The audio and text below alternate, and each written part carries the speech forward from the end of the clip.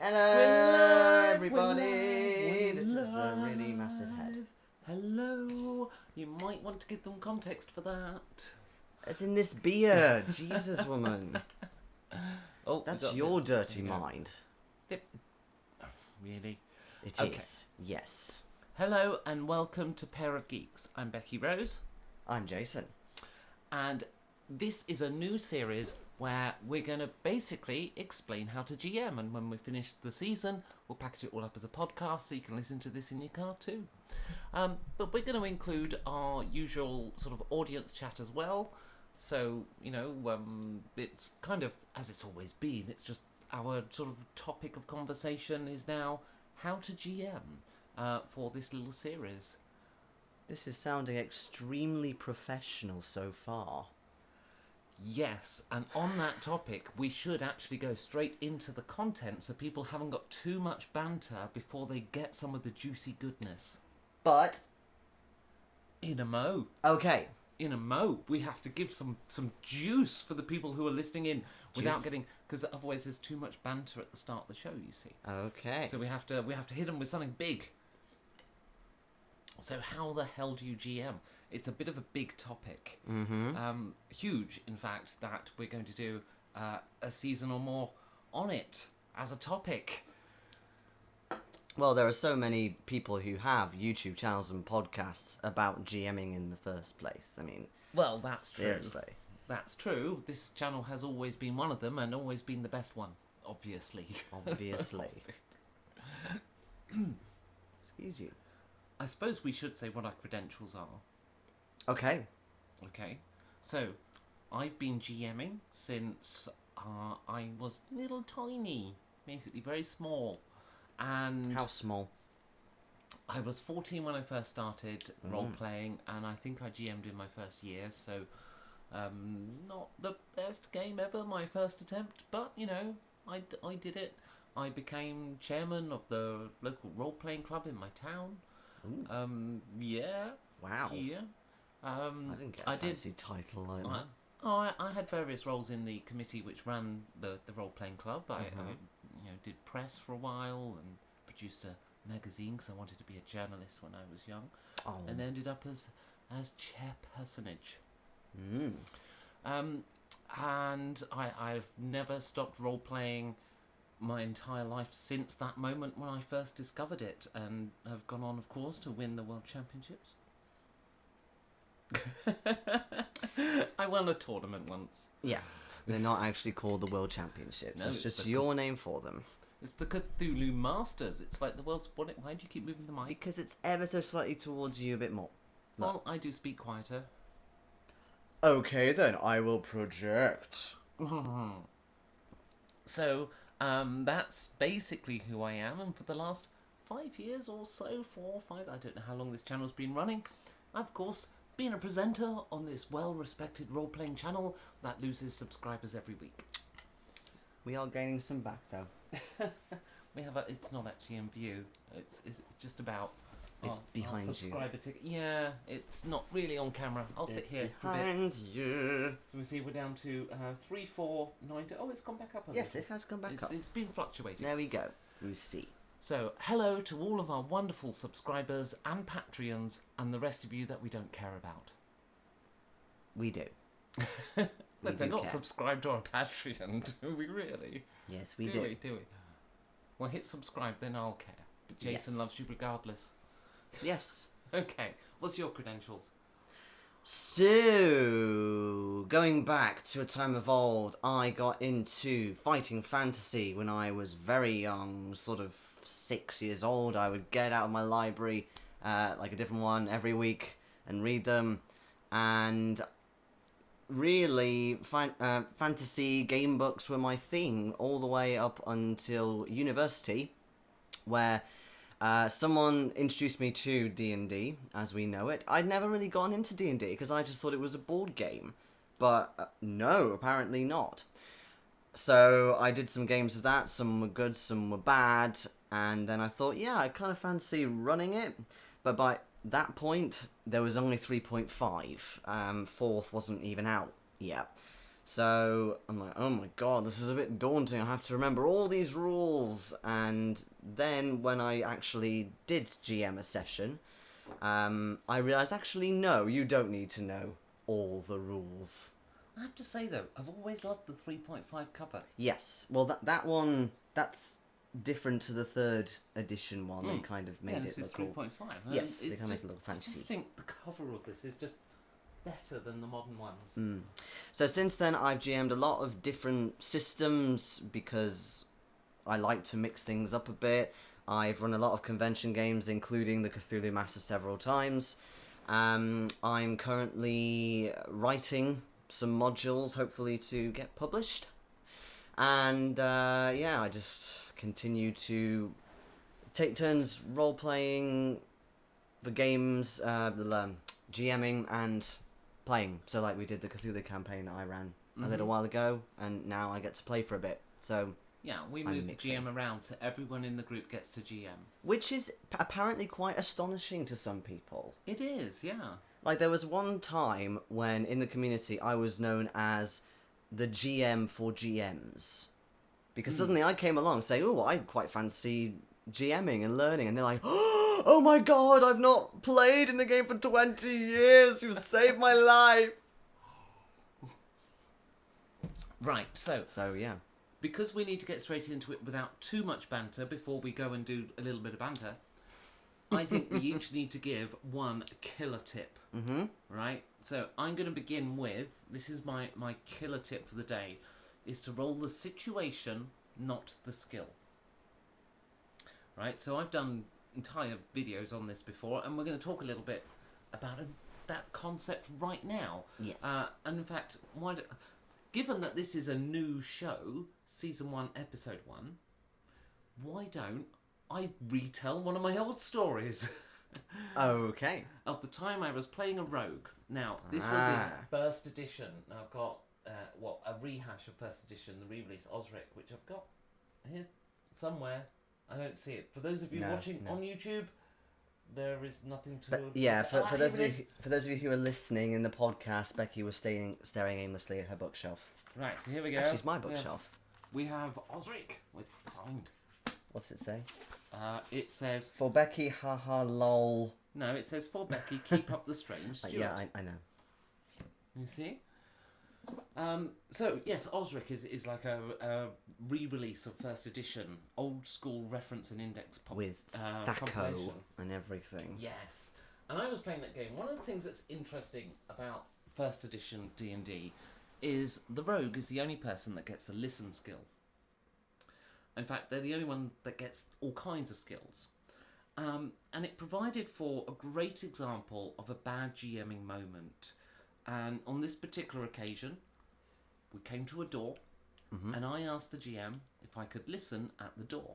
Well, I have a listen skill, so the GM made me roll that skill. And I rolled 01, a critical fumble.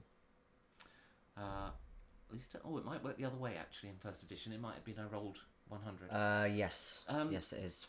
And because I failed, there is no critical fumble per se in first edition, but because I failed, the GM said I could hear nothing. In fact, I had to wax in my ear or whatever else, took it to the extreme. And as a consequence of that, the fighter in the party then said, I'll listen at the door then. Now the fighter, which in itself was a bit metagamey, but the fighter has no listen skill in first edition. So the GM said you can hear a conversation. So why did I have to roll? Because you had the skill. Yes, but I had exceptional hearing skill. Yes, exactly. If exceptional hearing skill wasn't needed. Now, maybe it could have been the case that that skill could have been used to discern what was being said, and in this occasion I failed. But he didn't give me that information until the fighter listened to the door. It's the fighter that got that information. So that's a classic case of rolling the skill, not the situation. And there's an old standing joke in D&D, or D&D of old, that people didn't start falling off their horses until they got the ride skill. So that's my sort of killer first tip, is to roll the situation, not the skill. And that moment of quiet there is Jayson taking a sip of beer as it's his turn to give his killer tip. It's nice. It's a nice beer. Yeah, my killer tip would be about pacing and the atmosphere.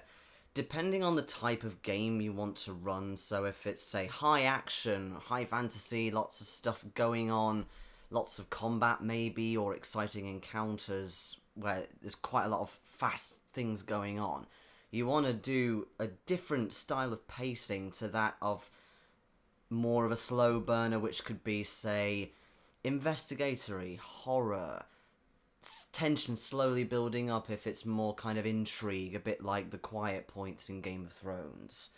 So how do you do this in terms of pacing? I mean, firstly, what even is it in terms of when you GM? Okay, you've got your encounters planned, you know roughly what's going to happen, what the players are going to do. But the way you let things play out versus you put this emphasis on things are speeding along, you introduce new elements, that kind of thing, that can change. So, for example, if you've got a quiet point where there's some intrigue, and you can see that the players are doing a bit of role-playing together with an NPC, and they're maybe starting to argue, but it's good, and it works. Let it play out. See what happens. See if tensions build up. Don't just think about the next bit and just move on. Keep it going. See what happens. You can always bring the next bit in a little bit later, a few minutes later, maybe even 10 minutes later. Sometimes it's good to have the players just role-playing in character for 20 or so minutes before you as the GM presents the next bit of the scenario. You do the next sort of descriptor, if you will. I'm doing this because it's like, I don't know, a god from the sky going, this thing is happening, so I don't know. That's why I'm doing this flailing crab I don't know. However, if you want it to be quick, snappy, say you're in a combat, you've rolled initiative, okay, let's take a big dragon for sake of argument. You've got players running around, there's say some kind of tremor going on, there's maybe an avalanche if it's snowing, so they've got, only a little bit of time left. You want to put the pressure on them a bit. You don't want to let them think and what shall I do now? No, keep at them saying, look, this avalanche is going to get to you really, really quickly, so you've got to act right now. What do you do? And get right up kind of in their faces a bit. The same with if they don't take if they take too long even, then interrupt them, cut them off, cause something to happen, which kind of punishes them a little bit to say, well, look, you took too long. So people might be sort of humming and ahhing, maybe the fighter's thinking, do I charge in, do I do this, whatever. Say, okay, well, as you're thinking about that, this avalanche comes down, make a save. Okay. Things like that. That sounded like a huge sort of thought stream info dump. No, it kind of was.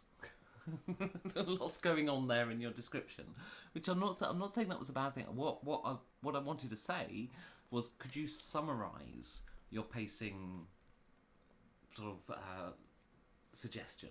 Yes, absolutely. So, if it's a more slow-paced scene, so say things are calmer, or say it isn't calm, but there's not much action, there's more tension, there's more thinking involved. You want to keep a slower pace. You want to put more description in there. You want to let the characters think more about things, let it play out. Opposite of that, high action, high fantasy, really intense combats, chasers, things like that. Make descriptions really short, snappy, put lots of elements in there that can cut your players up if they take too long to think about stuff. Make it feel urgent. Okay. So let's say hello to viewers on the stream. So, hello, Ronnie. Hello, Ronnie. Great to have you back as always. So, yay, I'm here and awaiting your video, said Ronnie just before we went live. I do like modest hosts, he says. Of course, and then we appear to have an issue with our smiley support for some reason. Yes. It's not quite worked with the emoticon. Fugue, hello Fugue. You've changed your screen name, or is this a multi-account thing? But you appear to have a cat. Is that a cat? It is a cat. It's a cat avatar. That has made you even more awesome. So, Buke is asking, how does one spell Jayson and Becky? I assume I'm wrong. Well, you got my spelling correct. Jayson has a Y in the middle of it because he's awkward. Yeah, but I really don't care if you spell it that way. Like, it's fine. So there we go. Right. Next person. And hello, Fuke. And now there is conversation going on between... Yeah, we'll skip conversation between people, I think. So, if Fuke says, want me to subscribe with this account as well as my Fuke Enterprise account? Yes, please. Yes, please. Why not? Why not? So Ronnie says, Becky is spelled proper. Oh, he's correcting the spelling. Spelling. No spelling. The conversation with each other. So let's get past that. Mm-hmm. Isn't 1E before Thaco, says Fuke? I didn't think it was. No, Thaco was, I'm fairly sure. Well, Thaco's definitely in Osric. Thaco goes back to Dungeons and Dragons, let alone AD&D. It was in Redbox for a start, and I'm sure earlier editions than that. Yeah, and loads of like OSR mods now, they've all got Thaco in, yeah, so... No, Gary Gygax did Thaco in the original D&D, to my knowledge. I know he himself wasn't completely happy with the system, but he felt, and I do remember him being interviewed on it, and I don't remember exactly what was said in that interview now, but he wasn't completely happy with it because it wasn't the most intuitive system, but he felt it was the best compromise for the things he was trying to do with it. And I have to say, you know, he's dead, so I'm not going to diss him too much, but he was very wrong. Thaco was a terrible system. And there you have it. But hey, it was the heady days. It was the beginning of something amazing, which has become this awesome hobby. Pilots? Yeah, absolutely. So, and hello, Lord Hello, Morbius. Lord Morbius. Who says, hello, everyone. Yeah, every time he says, hello, His hello. emoticon worked. Ronnie's not sure. No, but he says, hello, like the sitcom.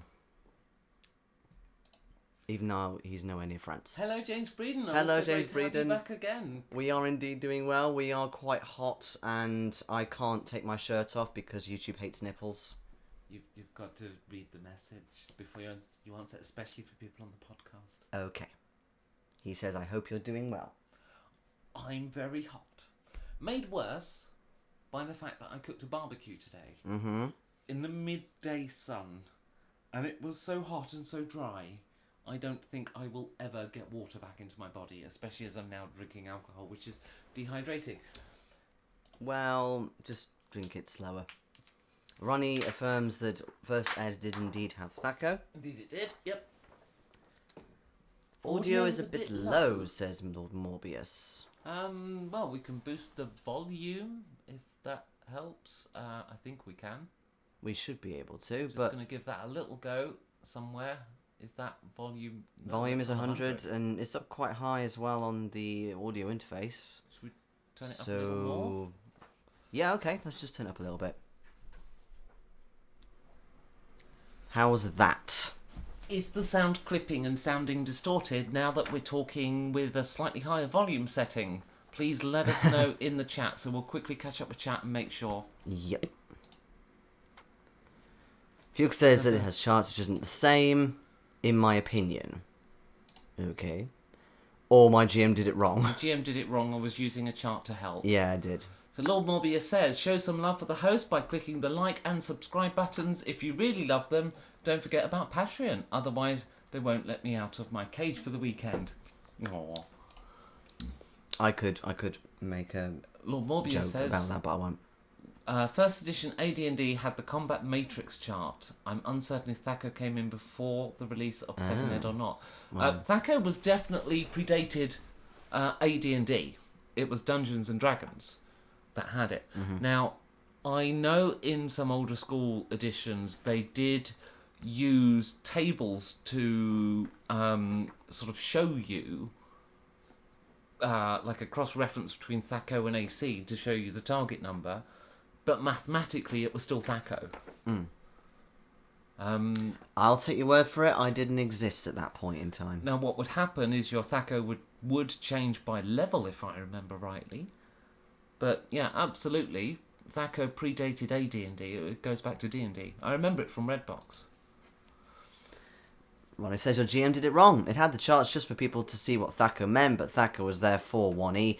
Basic D&D, the old BECMI edition, had the chart, but even there you could make THAC0. Wow, it was so mathematical back then. Russell Higgins, hello Russell, says Hello. It wasn't called THAC0 in First Ed, but essentially that was the mechanic. Oh, right, okay. I'm pretty sure. I know Redbox technically came out. I think it actually came out after AD&D, but was a simplified version of it.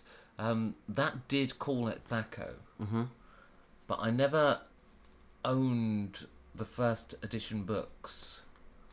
I know second edition definitely did call it THAC0. So maybe. Let's.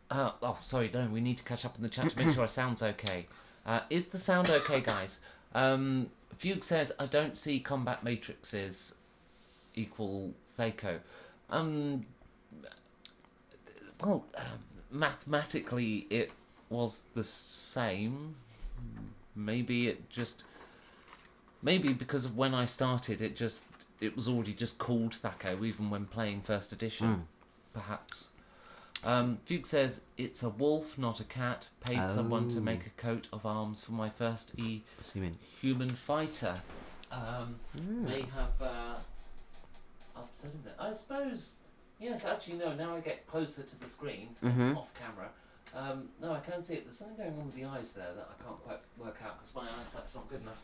Yeah, it's the background looks a little bit like a wolf when it's a cat when it's small. And switching accounts, he says. Lord Morbius says, click the like and subscribe buttons if you love, spelled L-U-V, our Hort hosts. I see. I believe that's the American for Hello, hot. Scott. Hello, Scott. I slightly choked just before you came on. Ronnie says we sound fine now. Yeah, cool. Sounds good on the North American end. end. Okay. Hello, Space Communist. Hello, Space Welcome Communist. back. So there's now discussion. There's more discussion about that. So we know the sound's good now. So I think it's time to talk about this before we get back to our main topic of the day, which is how to DM. Yeah. We're going to do a whole series on how to DM. But before we do, we just need to give a special thank you to a few people. And then we'll catch back up on the chat and stuff like that. So, the most awesome people in the world. This is a specially curated list.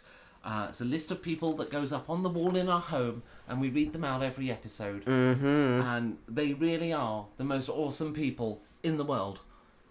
And they are Russell Higgins, Jolly Mangina, Umber, Mark Threlful, Brandon Fishwick, Dave Poirier, Fuke Enterprises, Philip Bate, Elizabeth Chibra-Ditkel, and Nate Hanshan. Thank you so much. These people mean the world to us, and thank you. Look, I'm hugging you all.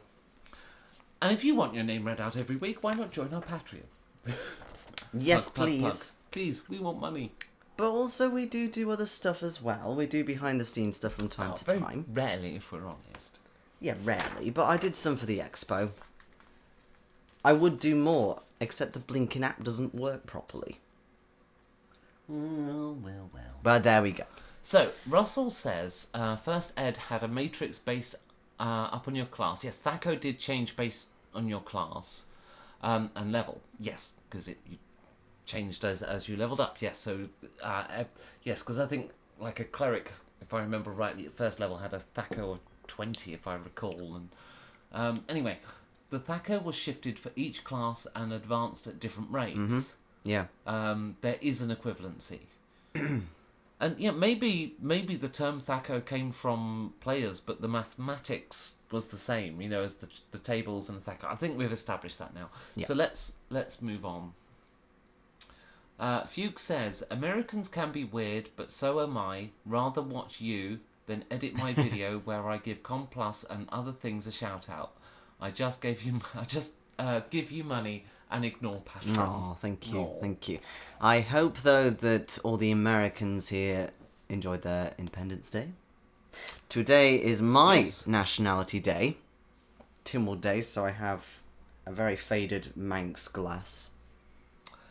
Yes, the day when they rose up, refusing to pay taxes and fought against democracy. Well done. Congratulations. Whereas we just say, yeah, we're pretty cool. Caused a massive refugee crisis as well because of all the domestic terrorism. Oh. But yeah, happy 4th of July. You know, I mean, they stripped anyone who supported, the government of the day naked, drowned them in public, tarred them, feathered them. Wow. I believe it was 80,000 refugees went north to Canada alone. I don't know how many crossed the southern border. Mm-hmm. But yes, well done. Happy 4th of July. And there goes all our American subscribers. And, well, of course, the British obviously offered to,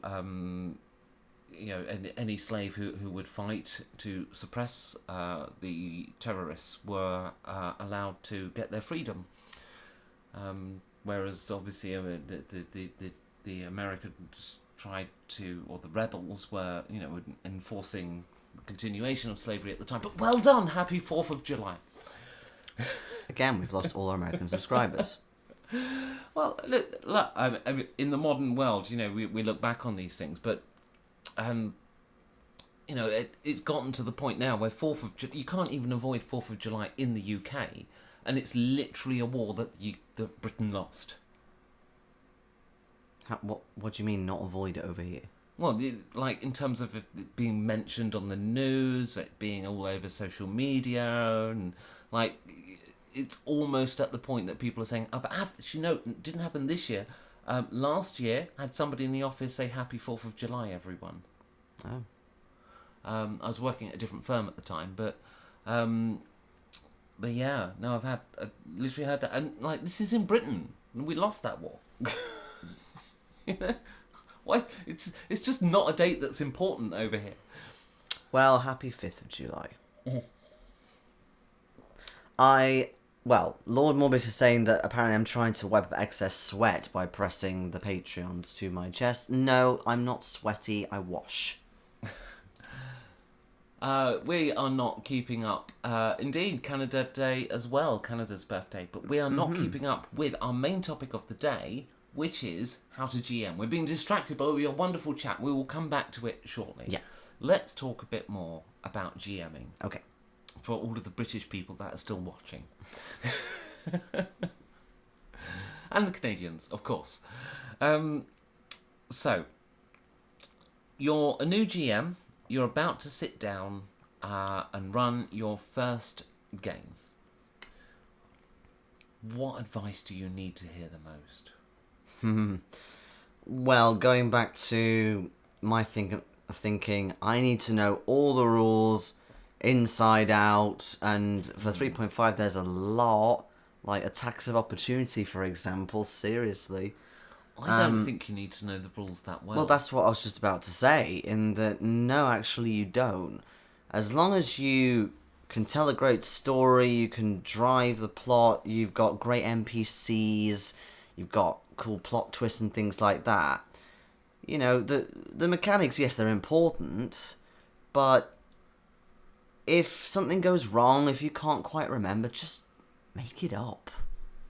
Yeah, I mean, I absolutely agree with that. Or have somebody in your group who is better than you with the rules, and they can just remind you, oh, actually, no, we need to do this. So you can concentrate on the story, they can concentrate on the rules. Because I've tried that a couple of times. Like, when I ran that Cthulhu game, for example, I'd never run Cthulhu before. No. And I'd never read the rulebook. I just played it a lot. So I ran a Cthulhu game, and I had you as a kind of a rules GM. But in practice, I found it never really worked. No? You didn't correct any of my rulings. I did. Did you? Yes. In fact, I thought that I was kind of being a bit too rules lawyery. I don't remember that at all. Or I may have corrected you afterwards because we didn't sort of officially say, oh, right, okay, I'll be your rulesy person. I thought we had. No, we didn't really. And there were a few times where I thought, oh, she's not doing that right, but I didn't want to, tread all over you and be like, no, you should be doing this. In the same way, I know the 5th edition rules very well, and when you've run 5th edition, you go quite a long way from the rule book. Because and I don't bother 3.5 to in the back correct of my it. mind.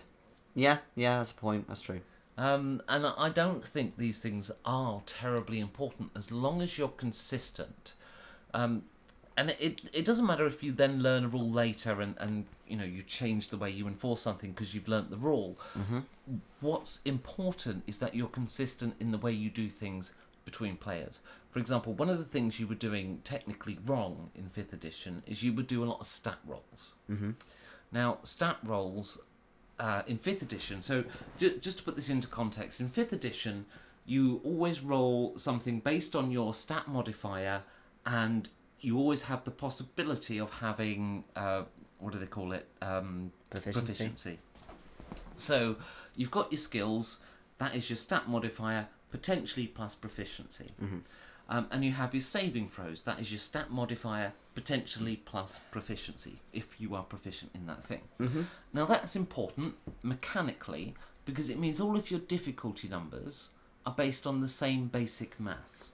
So if you've got something that's difficulty 15, that has the same chance of success based on proficiency and statistics as anything else. But if you then make up a different mechanic, roll under your stat, for example, all of a sudden you've massively shifted the game mechanics. Mm-hmm. Or if it's just make a general roll but add your strength bonus to see if you break down this door, then again, same problem. You're not allowing for the potential of proficiency. You're relying purely on the stats. So you're kind of saying the class doesn't matter, it's just those dice rolls you made as you started rolling the character that matter. Yeah, and that was the reason why I did it. Yeah. But that breaks D&D 5th edition in the sense that you don't have that possibility of proficiency, so your 15 difficulty is now much harder. Because you've removed it. So the equivalent at low level would be a 13 or 12 as you start to go up, and then 11 as you go up levels and that proficiency bonus increases, you're keeping that difficulty the same in essence, apart from, of course, every 4 levels or so you get an ability increase. So it's fine to get these rules wrong. The important thing is to enforce them equally between players until you learn better. Mm-hmm. And sometimes learning better actually means breaking the rules in the book. Like, I gave an example of one there where I think, understanding that proficiency is important to the mathematics of the game, it is maybe something to learn and do, like use the saving throw instead of the stat, because the fighter has proficiency and strength for a reason. Now that's important. That's something to learn. But other times you might get to the rules and you'll go, you know what, the grappling rules are terrible. And they're not appropriate to this situation. You might have an NPC encounter that's based on a wrestler. And then you look at the grappling rules in 5e and you go, that's awful. Those rules can't work for this NPC encounter. Mm. So you might house rule something. And that's fine. There are times when it's right to break the rule book. And I think the important thing is just not to worry too much about the rules. Learn them, sure. Try to play by them. Try to understand, why the rules do what they do to get to the heart of the system. But at the same time, if you need to change the rules for your home group, absolutely do it. One of the things I don't like in 5e is the long rest rules. Mm-hmm. It's house ruled at my table. If you want to take a long rest, you need comfortable lodgings. You can't do it whilst you're travelling the wilderness. And I find that works much better for my game, so that's something I do. That's a house rule, and it's perfectly okay to do that, even though I'm now breaking the rules. So Lord Morbius says, you forget, after the war, the Yanks rewrote the history book so that now all the rebels were patriotic heroes of the rebellion, despite their actually being British traitors. Well, look, when it comes to the American Civil War, sorry, that was later. When it comes to the American-British Civil War, the War of Independence. The War of Independence. Yes, I know, I was kind of joking. I'm in trouble, aren't I? Mm-hmm. Oh dear. I studied American history. Mm-hmm. Look, there was actually huge popular support for the American cause in Britain. Mm-hmm.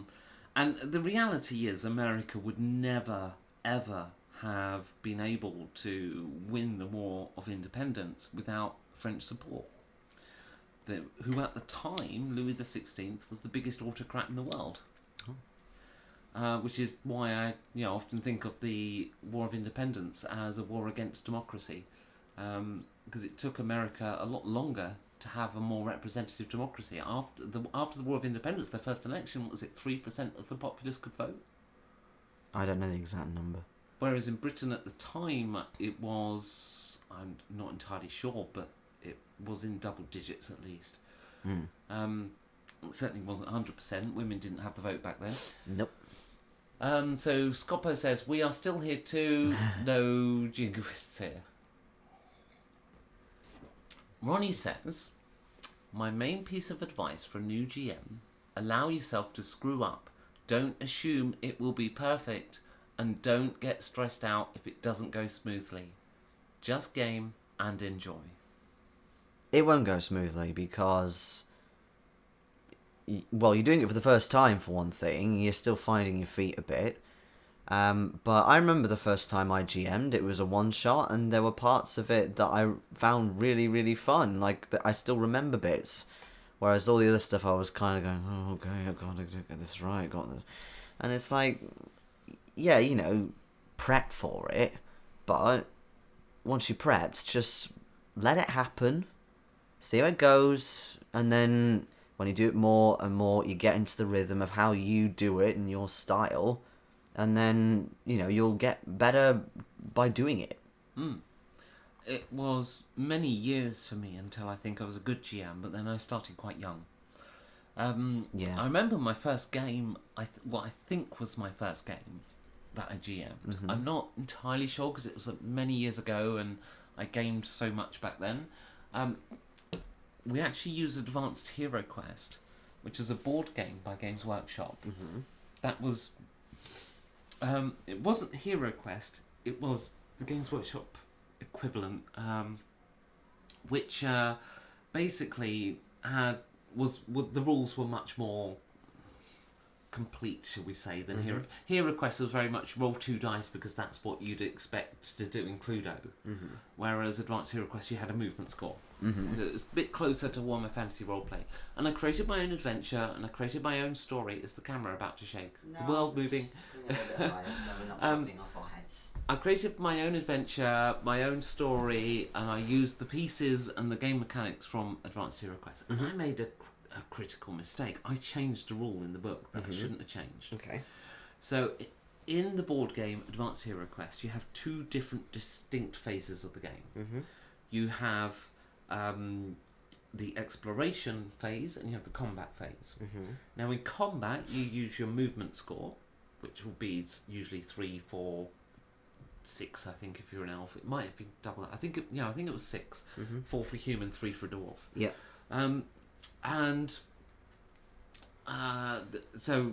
That's how many tiles you move because it's a miniatures based game, right? In exploration, everyone moved 12.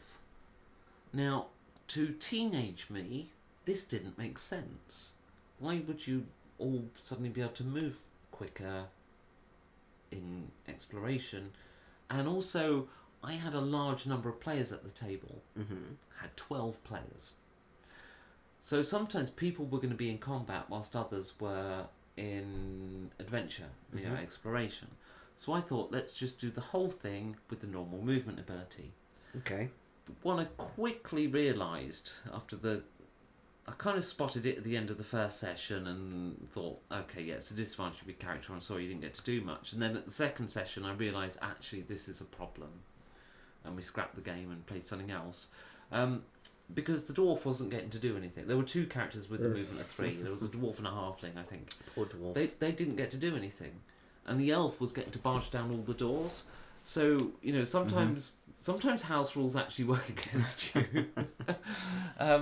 But at the end of the day, in a way, I was trying to solve a problem of having 12 players at the table, which is way too many. And I think if I'm going to give some advice to a new GM, it would be your ideal player count as a new GM is probably only 4 players. Yeah. I still, to this day, I prefer to have 4 players than 6. Oh yeah, I've only ever used 6 players at conventions. Most of the time it's either 3 or 4 for me, and some people shy away from anything less than 4.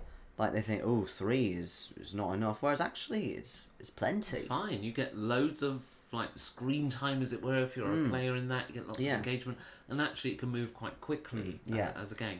The players have to be good though with role playing, being able to be confident enough to do that. If you, for example, got a wallflower, that can make it a bit more of a problem because there's less people. Having said that, it's still not well, in many terrible. ways, when you play with 3 players, it's an opportunity for the wallflower to actually shine and come out. So what we mean when we say wallflower is somebody who's a shy player, who doesn't like to engage as much. I think it's even more than that, because I'm quite shy. But if I make my character detailed enough, if I give it personality quirks and things, then as other people are talking, I think, okay, what would my character be saying? Whereas a wallflower, I think it's more than just, I don't really want to talk, I'm a bit shy. It's maybe they're not putting enough effort into thinking about their character, and therefore they haven't really got any opportunity to come in very much. Well, look, you have a YouTube channel and you perform on stage. I'm not entirely sure you're that shy. I do, but I am still shy at times. Especially before I've had my morning cup of coffee. I don't want to talk to people. So well, look, I've role played with many people over the years, and there have been wallflowers of different kinds over the years. But the one that really informed my view of what a wallflower is was this particular player. I don't know his name, and he did unfortunately stink. God, that's the worst. No, it was terrible because it was playing in my front room. And I remember the very first time this guy came to my house. He was a friend of the GM's. And the first time he came to my house, I could still smell him 2 days later, this stale sweat in my house. I could not air the house enough to get rid of his stench. Oh my God. And the GM brought him again next week, and I was just, what do I do about this problem? But anyway, he was a wallflower, and one of the things he really struggled with, and the reason I think it was the most informative for me is because I was much more astute of GMing and the dynamics of how to. I was actively looking at the way I was playing and GMing and stuff, trying to improve. And I noticed that what this player didn't want to do was make a decision.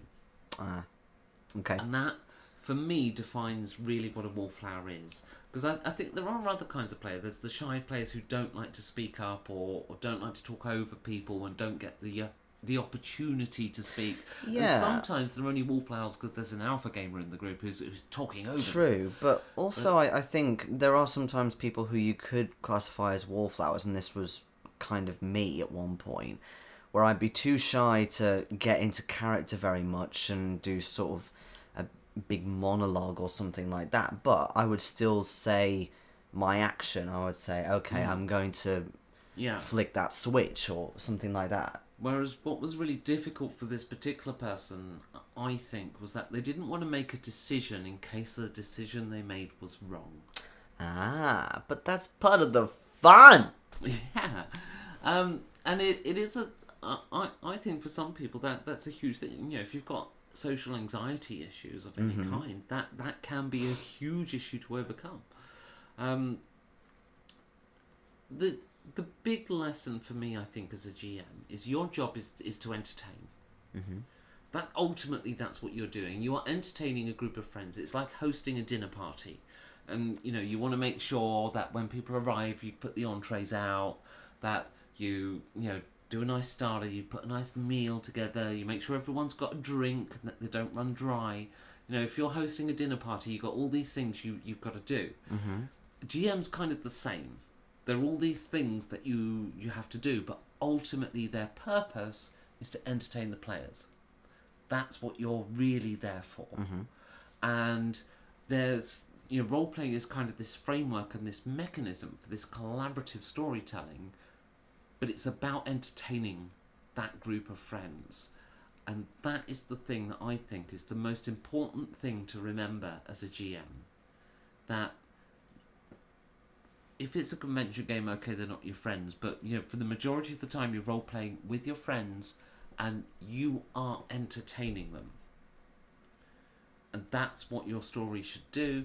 And it might be that you run modules, it might be you write your own stories and do your own thing, but ultimately I think when you see people disagreeing over rules and interpretations of the scene, and this is something that happens a lot with people who like to play almost the wargamey game, and it happens more with younger players and alpha gamers. Those people who are a bit dominant and want to be the hero that kills the enemy type, those kind of people. But they might argue over rules, and those rules arguments occur often, I think, because the GM forgets that their job is to entertain. So and I think one of the ways this is really highlighted, we both did a video on this, one of the first videos we did together, we did GM retcons. When a player describes their actions, what if their description is contrary to what the GM is imagining? You mean the player? Yeah, with the player describes an action. Oh, right, yeah. Right, but they're doing it in a way that I remember one from a game we both played in. Somebody else GM'd. You narrated an action involving a fireplace. Now, this was not a plot detail. This fireplace wasn't relevant to the plot.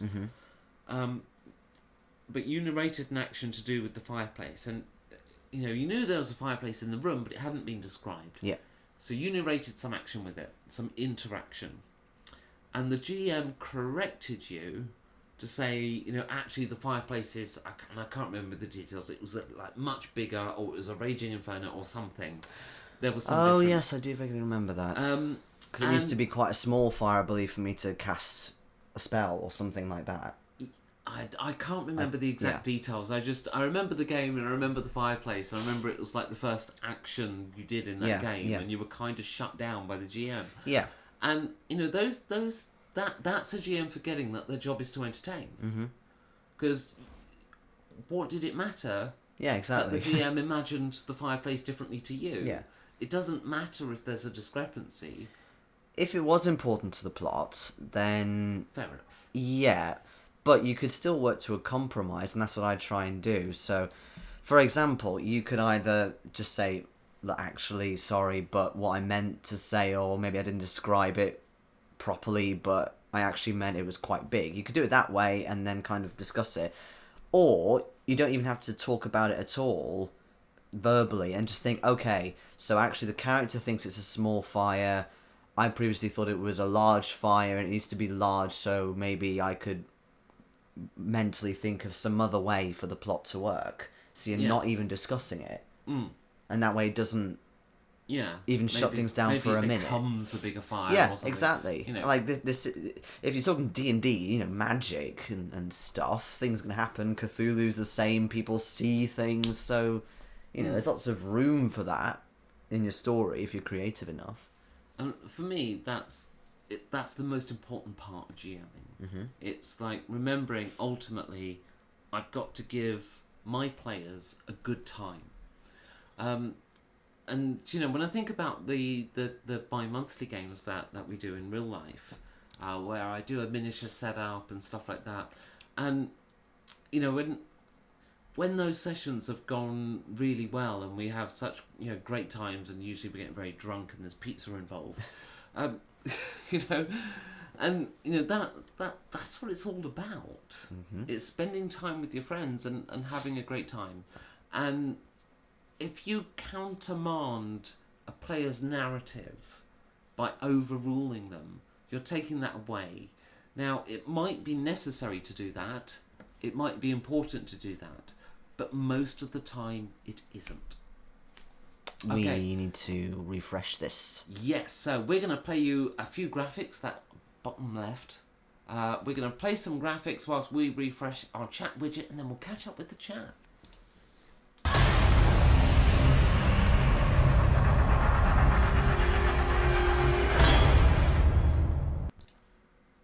Okay. So, Fuke Enterprises asks... GM advice question. How do you decide what to allow and cut for older games with a ton of stuff or make new stuff for? I don't quite follow. When you say No. older games, do you mean role-playing systems? Like, I mean, they have less rules in them to start with, so there's not even a lot to cut. But how do you decide what to allow and cut for older games with a ton of Maybe stuff? if it means a ton of mechanics. Or it could be things like Shadowrun. In Like, what if you way? think D&D, I mean, there isn't a lot to cut unless you're talking spells. But if you're thinking about something like Shadowrun, there's a million splat books for it. Yeah, that's true. Can you give us a little more info on that, Fuke? I think Fuke means the see if mechanics, because we were talking about, like, the whole attribute role that I was doing and stuff, so... Lord Morbius says, combat requires knowing how the rules work, so they have to be learned in detail. Roleplay is only limited by imagination, so feel free to run with it. Yeah, I mean, Well, there's a certain truth to that. There is, and there's more mechanics, because when you do combat, everything slows down in real life, but you're only doing 6 seconds per round. So yeah, there's more physical dice rolling mechanics and all that stuff, but at the same time... Look, if you get a few rules wrong, it's not the end of the world, but you might have massively broken game balance without realising it. Yeah. Like, if you're new to GMing and you screw something up, you know, if you come out of that thinking, actually, no, maybe monks do really suck, it's probably because you ruled something wrong. Can we stay on this question a moment? Because I did want to make a wider point, which I've now forgotten because it's really hot. So, I really have forgotten the point I was about to make. Just saw you about to click to the next question. I wasn't, I was just lining it up. Sorry. Okay, Scott Poe says, what notes advice do you pair have? It's a play on words, he spelt it like the fruit pear. Well, that's because we're a pair of geeks. Yes. But he's talking about a pair, 2 of us. Yes, we did... we are the pairs. Yes. Notes to organisation seems to be paramount. Yes, so, in terms of notes, okay, some people love to do a bazillion pages of prep and things like that, write all this stuff down. Other people like to do just a couple of sentences and improv, and then you've of course got everybody in the middle. For me personally, quite recently, especially with my Cthulhu campaign, I would write about a page worth of notes which had things like main NPCs, or at least an idea of what they were like, not stats or fluff, things like that. I could get that on the fly with cards, for example. You've got your main plot points, you've got your main things for players to discover, maybe a bit more detail if you need to surrounding those things, but then that's pretty much it. And I found actually throughout the campaign my notes were getting kind of shorter and shorter and shorter. I have a very different approach, but really the answer to this question depends on the style of game you're running, which is not a topic we've really covered yet. True. So if you're doing a one-session adventure, for that I usually use a 3-act structure, right? And if you're doing a one-session thing, you haven't enough time to give every player a hero's journey, but you can give the party a hero's journey. So I take that straight from book writing and script writing. I just use that concept of the 3-act structure. The first act is about introducing your characters. And, I think that's a very important and sometimes overlooked part of adventuring. Like, sometimes you start a campaign off and I have no idea what the other characters even look like. Now, maybe that's a good thing. To a point. Yeah, sorry, I'm drinking lots of beer. Gassy beer. Now, that can be a good thing, but actually, when I think about my character, sometimes I want to convey that. Mm-hmm. Sometimes it doesn't matter, it depends on the character. But, every character, even if it's not a physical appearance, every character needs an introduction of who they are. Oh yeah, definitely. I remember a game once where the GM wanted to start us already off heading toward the adventure, and so he wanted to do a very quick pub scene to get us to that point. And he said, okay, so you are at a table in a pub you've already met. And I said, would you mind if I just rolled back about 5 minutes to just before I was sat at that table? And the GM said, yeah, okay, let's see what you do. And so I described a scene of my character sort of arriving in the pub, slamming the door shut, leaning up against it, guards running past the windows with some shouts and stuff going on. And then I straighten my clothes and head on over to the table. Now that says so much more about the character than any visual description would. Mm-hmm. And in that case, it was a druid. Believe it or not.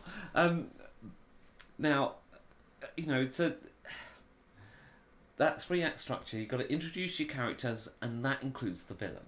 Mm-hmm. And then in the second act, you give the big problem that's the end of the world, Armageddon thing that's going on. You're now introducing the problem. So you start by introducing your characters, setting everyone up, setting up your bad guys. Are we talking about the whole campaign now, not just No, I'm the talking first about session? a single, Okay. a one shot. Okay. So then, in that second act, you're introducing your problem. Now, in RPGs, quite often that second act happens almost straight away, and then it goes into this kind of period in the middle that's just long investigation type thing. That can happen, I think, quite often in RPGs, and I try to avoid that. I'll come back to what I try to do that. And then the third act is your resolution. Now, I always, if I'm doing a one-shot campaign, I try to bear in mind arcs of stories as well as just acts. So there are certain popular patterns to stories, and Kurt Vonnegut is an author who came up with this idea of excitement over time, basically, and he drew these graphs of stories. And one of them's Cinderella. You start off, everything's really, really diabolical, but then the fairy godmother comes along, and this, where it starts off sort of low on the graph, fairy godmother comes along, and everything's going great, and she meets the prince, and she goes to party, and then everything's, her carriage turns to a pumpkin, and shoe comes off, and all this kind of stuff, and it ends up terrible again, and then the prince turns up with the shoe on the door, and it's a happy ending. And that kind of happiness, drama happiness, I kind of use as action, slow the pace down action type pattern. So, you get that it's almost alternating pattern, but to try and recreate those shapes of successful stories. So if you can find what Kurt Vonnegut actually said on that stuff, it's actually worth reading up on. It's quite interesting, but I'll try to convey that in future videos, I think, in some way. So yeah, it's the whole the basic 3-act structure: introduction, set your premise up of what's happening in the world, and then you finish off with your resolution, and at the end of it, we've all learnt something. That's your kind of one-shot pattern. Now, if I'm making notes for that, believe it or not, it's a lot more than the notes I make for a sandbox campaign, where I just create a world and let the players walk around in it. Because in a sandbox campaign, all I do is I track what the NPCs and power factions are doing. You're looking really thoughtful. Because I thought you were talking about the first session of a campaign. No, I was talking about one shot. Well, that's different altogether. You disagree? Okay. No, as in the way you do it with the acts is, that's a one-shot thing, but in terms of starting a campaign, no, it's completely different. Yeah. Well, I'm trying to sort of point towards the notes. I'm trying to answer Yeah, Scott's but question. notes doesn't mean one shot. Notes could mean, any Yeah. session. Well, how do you prep for one shot is massively different to how you prep for a campaign. Yeah. Now, there's more than one kind of campaign. Mm-hmm. There's the railroad, where I think if you're doing a railroad type campaign, you actually make a lot more notes. Or there's the sandbox or open world campaign, where players are free to do whatever they like and you just create the world and the problems in the world. And that's the kind of campaign I usually run. There will be multiple storylines for them to follow, and they can choose what they follow. But what I tend to do is each of those storylines continues even if the players aren't looking at them. So, lack of action has as much consequence on the world as the actions of the players. And so all I do is I make a note of all the power bases the players have interacted with, and just between each session I update my notes as to what those power factions are doing. As simple as that. Which is not very much in the way of notes at all. I can fit an entire campaign on 1 or 2 pages. Cool. Whereas a shorter session, I'm thinking, session notes are often more involved. Right. Even if it's just that, even if the whole game is that one session. Should we move on to the next question? I kind of talked a lot because I'm drunk. You've had one drink. I know. Fuchs says, all my notes are in my head. Well, yeah, some people prefer to do it just in their head. This is why I was saying with my notes that they were kind of getting shorter and shorter with the campaign, because a lot of the details, a lot of the sort of story hooks were all in my head, or I'd have like the main bits and then anything that branched off from it would be, all in my head. So I'm a very visual thinker, so when I think of stories I can see them in my head, and it's the same with if I'm a player. As long as I get what the GM is describing, then I can see it very clearly. So once I've got that, I don't necessarily need to write it down. It's only if it's maybe a small detail that I think, maybe I'll forget that, or same if I'm a player, there's this new clue or something, I should write it down. But if the image is there, I don't need to write it down necessarily. I think I am guilty of not writing much down at all.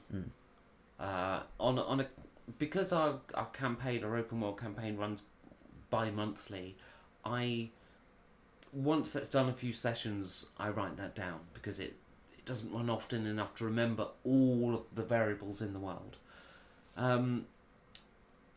The current campaign has run 2 sessions in its latest sort of iteration. We're doing a sequel campaign. That's 2 sessions in. I haven't yet written everything down. I can remember that easily. But as I say, this is very different to planning a session. Planning a campaign is different to a session in this regard. And if I'm planning a session, even if it's a session within the campaign, I'm thinking a lot more. And again, I tend not to write this stuff down, because if I'm planning a session, I'm usually doing it either the night or the morning of the game. So what I tend to do is I look at the structure of the session I tend to run, and I fill in those blanks. And we'll talk about structure in a later episode, I think, of this series. Yeah. But I fill in the blanks in my structure with the stuff I want, but every now and then I kick myself for forgetting something. And I do often think that actually what I really should do is just write a list of the important plot points that are coming up in this session. Even if I don't refer to that note, the fact I've written them means I can remember how that looks on the paper and go, oh yeah, there's that thing I've got to get in. I've got to do that this session. Because every now and then I forget something and I go, oh yeah, I'm going to have to find a way to shoehorn this in now. Alright, next question.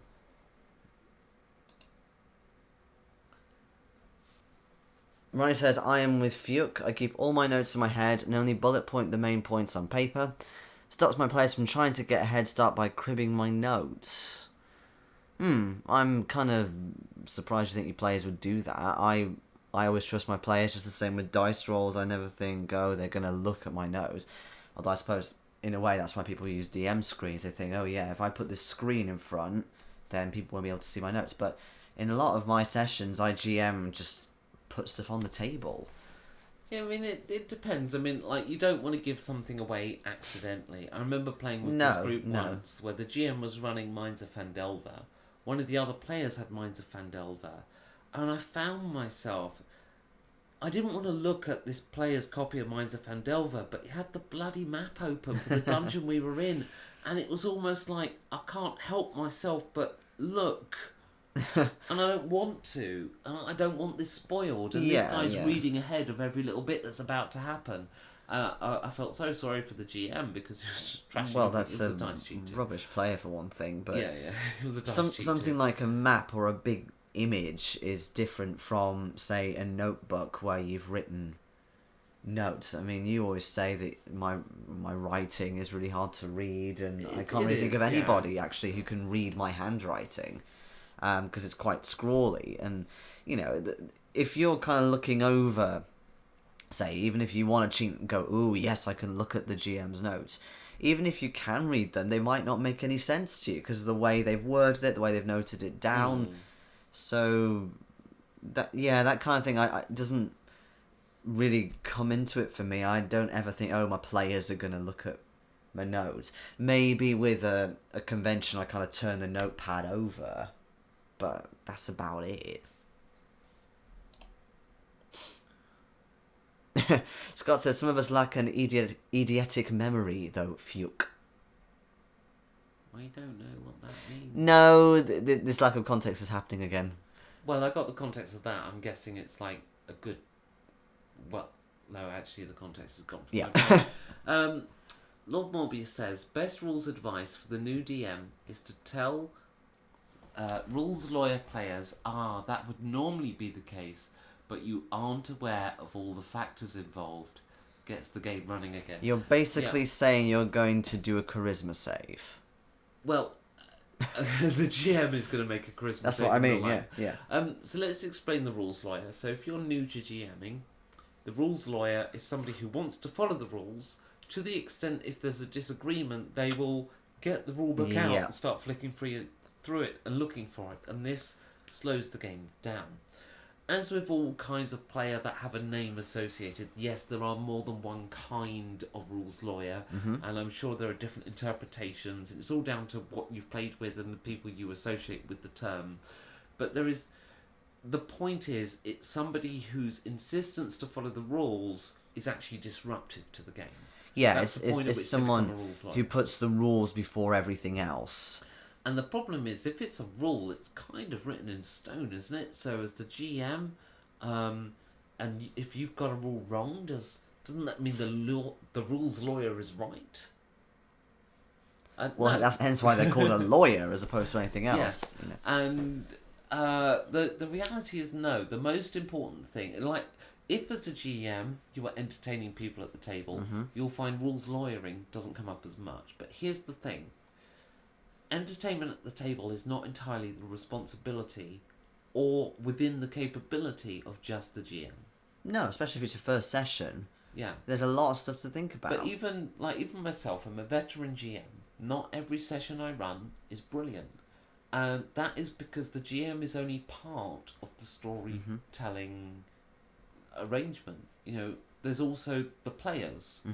And if you've got a disruptive player, there are some disruptive players that as a GM you can deal with them, but there are some you can't.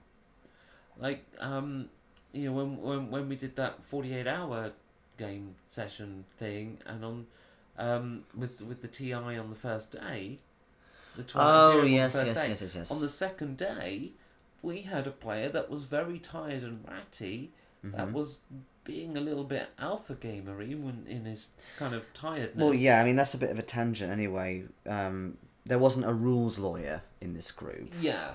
But it was still a disruptive player. Yeah, that's the way. They were being disruptive, mostly because they were tired and we were gaming for 2 days straight. And, alcohol and everything else. And for those of you who don't know, Twilight Imperium is a board game that lasts the whole day. Yeah, and then the second day we did a role-playing game based on the Twilight Imperium game. But on the second day, you know, we had a player that was very tired, that was talking over people, and was, in effect, a disruptive player. Yeah, yeah. And as a GM, there's only so much you can do, especially as the player count goes up. It becomes harder to manage a disruptive player. How many players do we have? About 8. 8? Yeah. 8 which players. is outside of my comfort zone, I have to say. Yeah. Because at that level, you need, like, to have 8 players, you've got to have 8 really good players. In order to have a good game, you know, to do your job as a GM. But, you know, part of the job of having a good time rests on the shoulders of the players. And as a GM, you set up the foundations for the game, but it's the players who build the house. And if they can't build a house, then it won't be a house. No. It would just be planning permission. Yeah, so the same is true for running a game. As the GM, you lay the foundations, but if your players don't, you know, also contribute to that same experience, then it won't be a good game. Fiuk says, just overthinking everything. Us or you? Or is it both? How do we know? That was a Final Space reference. We've started watching it again. Ronnie says, Scott, I have an overall arc in your head for your game, but plot and note session by session so they can adapt. Yeah, so you talked about you sometimes forget to write stuff down, and therefore you then forget it as a plot point. One thing to note with campaigns is, yes, you've got your session, but then you might have plots that carry on or little motifs that carry on. It's the same if you have, say, I always use the example, a character that develops lycanthropic tendencies. So that's going to grow over time. So you've got to keep that as well in the back of your mind. And it's not just going to be something that happens in one session, because one session probably won't last that long game time. You know, it might be a few days, something like that. Possibly a few weeks maximum. So you've got to think, okay, so next session, right, this character, how are they going to be behaving? Do I give them any new things to play with, or you know, get to role play based on the fact they've got lycanthropy and that it's getting worse? Maybe that causes the other players to choose to find a cure or something like that. So there are these things. I agree in that if you've got a plot point that does carry on, then definitely make a note of it. Just remind yourself. One thing that I didn't use that much for the Cthulhu campaign, but an interesting idea that you could do is your player characters written down. You've got the actual names of the characters as well, so you remember what they're called in character, not just their name in real life. But also you might have, okay, how are they feeling at that point? What are their main motives at that point at the start of, say, session 2? And you write that down. And then you've got that bit as kind of plot that carries on. And then underneath in your notes, you could then put the main bulk of the session. Okay, right, so they go to this town or this cave or whatever. I'm going to pop off camera for a couple of minutes while I go to the bathroom and stuff. Okay. So I thought this might be a good time for another How to DM killer tip. All right. All right. And I've got one that I'm going to ask you to do. Oh, okay. Right, because this is really something you introduced to me. Ooh. Right, and it is something, it's a killer GM tip, and it helps people roleplay more. Well, thank you. Because as the GM, you can help your players roleplay. Mm-hmm. And something you introduced to our gaming space, that I thought was absolutely brilliant. And it's kind of like the real world learning from the virtual world in terms of role playing. So the real world role playing group. I think I know what you're gonna say, yeah, but absolutely, I think you do. It's name cards. Ah, name cards. yes. So I'm going to disappear off screen while I go to the bathroom and do a few other bits. Could you get? I will be right 2 back. more beers, please. That is one of the other bits I was referring to. Yes. So, yes, I can't remember when I introduced it to Becky and our group, but basically I started doing this at conventions. I didn't do it at other points, mainly because, one, I played online mostly at that point, and secondly, if I did play in real life. It was quite informal. It was more about the entertainment value than, oh yes, we're in character and what have you. But I thought to myself, I was doing 5 games at the UK Games Expo, all different systems. So I thought, okay, I've made the character sheets. I'm going to forget the names of the characters. So there was that problem. Then I thought, okay, online, you can't really do this anymore, unfortunately, unless you have XSplit. But online, when we did it, so Google Hangouts, Skype, what have you, there was this thing where everyone would make a banner of their character, and you'd have like an image, you'd have like a nice scroll with the name and that kind of thing. And that's really cool because it shows a visual of the character and it's got obviously the name of the character, so it encourages you as a player to actually address people by their character name, not their real name. But also it helps the GM because, okay, right, you're called this, you're called that, or that. And I thought, I'll do it for real life. I'll do it at the convention. Now, I couldn't make pictures. That was a bit too complicated. But I thought, why don't I just make some really simple cardboard folded name tags, if you will. I put the names. I color-coded them for each game just so I knew who they were.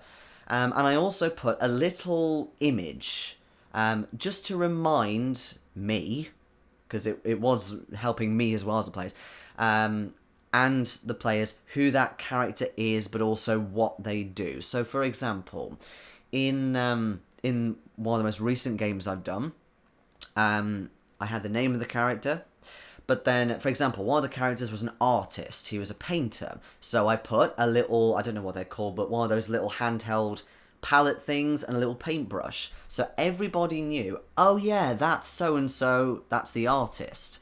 Same with, we had a dilettante type character. So loved his wine, his cheese and all that. So I thought, yeah, I'll put a roll of brie, a glass of wine, like red wine, and again, they knew, oh yeah, straight away, that's so-and-so, he or she does this.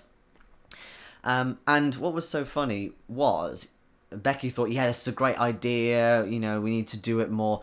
But also, at this specific game I ran, at the Masters, Cthulhu Masters, I started putting them out, and I've done it a few times before now, so it's just, okay, right, yeah, I'm putting them out, minding my business. And then suddenly, another GM comes along and says, oh my god, that's amazing, that's a genius idea, we are stealing that.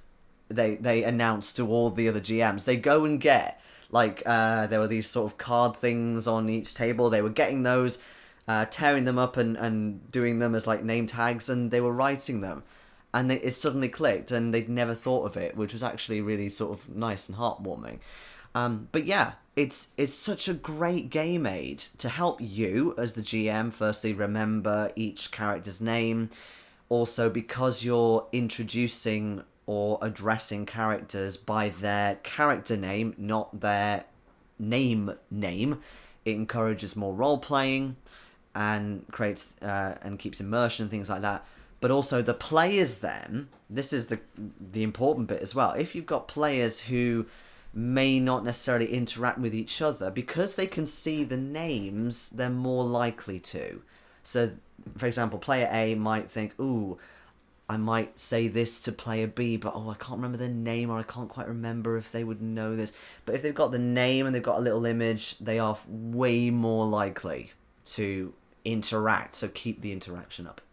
But and that was perfect timing. Keeping the interaction up in a role-playing heavy way. And I think most people... Oh, he's disappearing now. Yeah. My turn. One of the things I noticed about having name cards out, and I don't know everything Jayson said, so forgive me if I repeat something here, but one of the things I found is it encourages role-playing between players in that same kind of way that all the best sessions you ever have, I think you'll find over time, they're generally the ones where you roll dice less. And that's not because dice rolls are bad. They aren't. They're core to the role-playing experience. But if you're having a really good session, it's because the players are really role-playing and really getting into it. And you can't really do that when you've got if you're interrupting the role play with fights and stuff like that, because it just descends into dice rolling.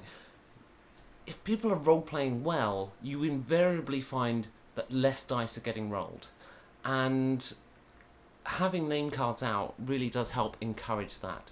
So I don't know. Did you read the current message out?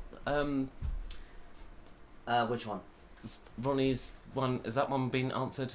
We literally did that like 20 minutes ago. Okay, right. So next question. Scott Poe says, I honestly want notes advice. Thanks, though. I think we gave the wrong advice. Oh, right. So in terms of organising your notes, let's talk about that. Because there are various tools, which I think is worth talking about. Yeah.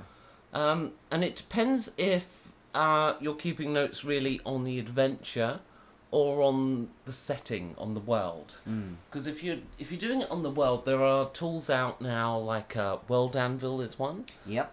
Which is a tool that's written partly for games masters and partly for authors, to really document their worlds. Yeah. And there are other tools that are good for that as well. We used one once on, I think it was the second Clockwork, or was it the first Clockwork? There was, but before we mention that, don't forget as well the Ultimate Games Master. I was going to come to it, but yes, Yeah, the but I Ultimate wanted Games to Master. do them first because they're sponsoring us. Yes, so as our World Anvil. In well, fact, that's I what I think mean, Campaign yeah. Logger as well. Yes, there's Campaign Logger who are also sponsoring us. And there is a new one which is currently in alpha format called Arcane Forge. Arcane Forge. Or sorry, Arcane Forge. I thought it's spelled with a K, but it's Arcane. No, Arcane, you're right. Arcane Forge. So there are tools that help with this kind of stuff. And it's worth checking some out. And what I've found over the years is that, generally speaking, your players won't engage with this stuff. No, it's more you. I've tried to encourage players in the past to put their own bits in, their own little background or thoughts, and quite often it's tricky because, everyone's busy, they're not going to remember. I've done it as well as a player where a DM has gone, okay, right, so if you do this little background thing, or if you do a recap of last session, you get, 10 XP or something. So there's an incentive. But at the same time, you think, yeah, but in the grand scheme of things, real life, so it's not always feasible. Generally, these things start with high enthusiasm and then peter out. Yeah. Whereas the difference is, because as long as people are committed, when they turn up to play, they expect you to have a game ready. So there's way more obligation for you as a GM to prepare to do something beforehand. Yeah. In terms of actually organising your notes, again, it comes down to, are you doing a one-shot, are you doing a campaign? So for notes for a session, I use very small bits of paper. We have hundreds of these bits of paper that are only about this big, so like half the size of a post-it note. Yeah. And I tend to write small bits of information on them. And I find it's really helpful. In fact, post-it notes would probably work just as well. Because not only are they really good for sneaking a note to a player during a session if you want to. Yeah, those are great. But also, it's not like taking up massive amounts of space. And post-it notes in particular, as Jayson sniffs my beer, you can have a taste if you like. It's so orange. It's amazing. very orange. What is this one? This is a mango smoothie IPA. It is quite sour, more than I thought, but it certainly looks like a mango smoothie. Anyway.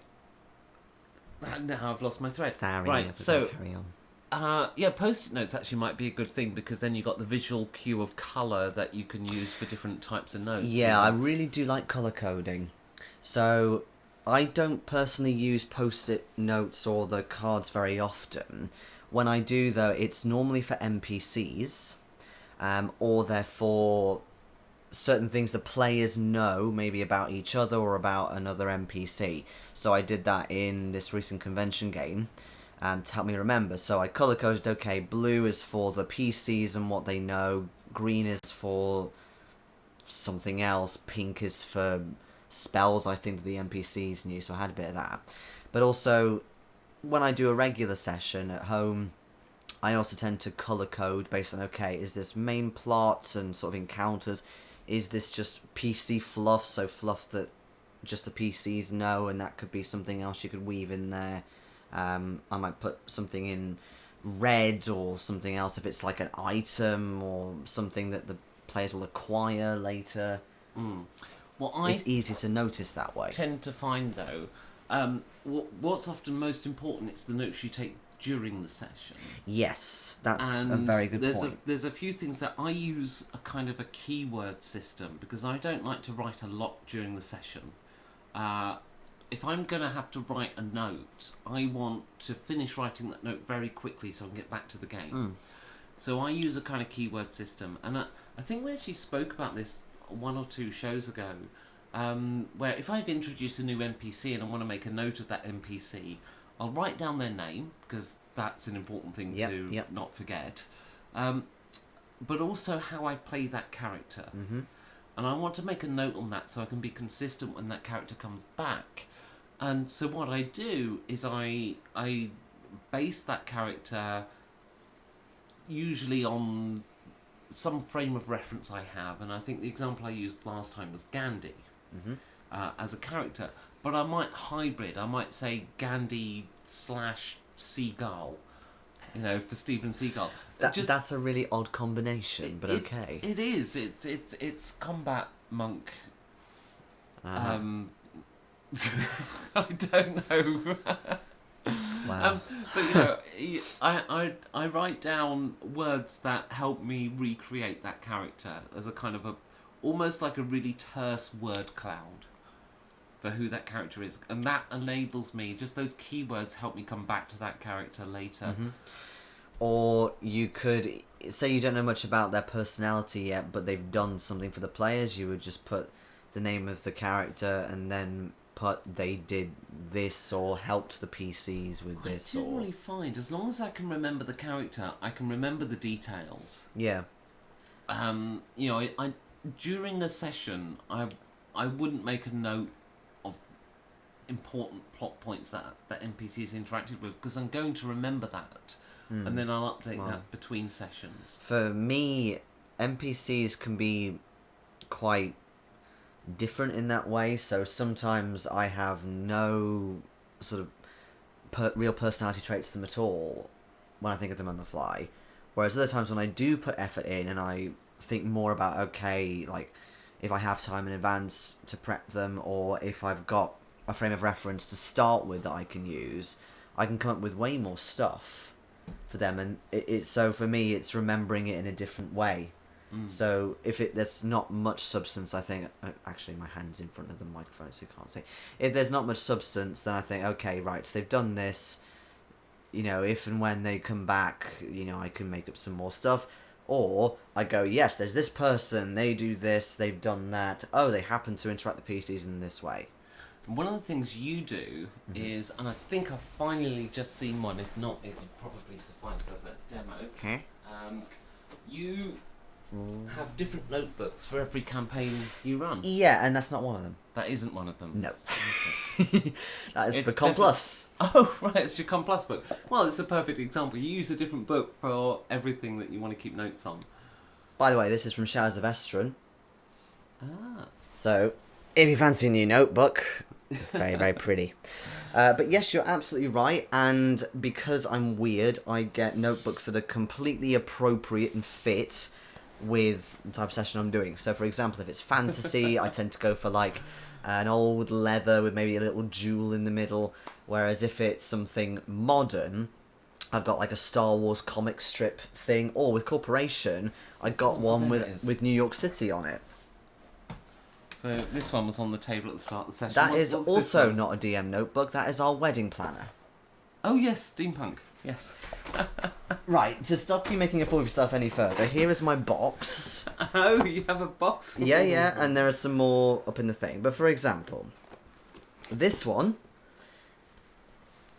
was for Clockwork Saga. So as you can see, it's got a Clockwork Orange on it if you're watching, or if you're not watching.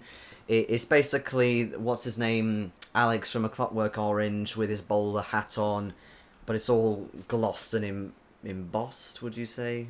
And there's like cogs in his brain and stuff, so it's very, very steampunk looking. Or with Shadows of Estrin, I've got this one, which is black. Can't see the embossing. No, it's difficult, but there's like a feather on it, so it's a bit more ambiguous, but it's still more kind of fantasy-y.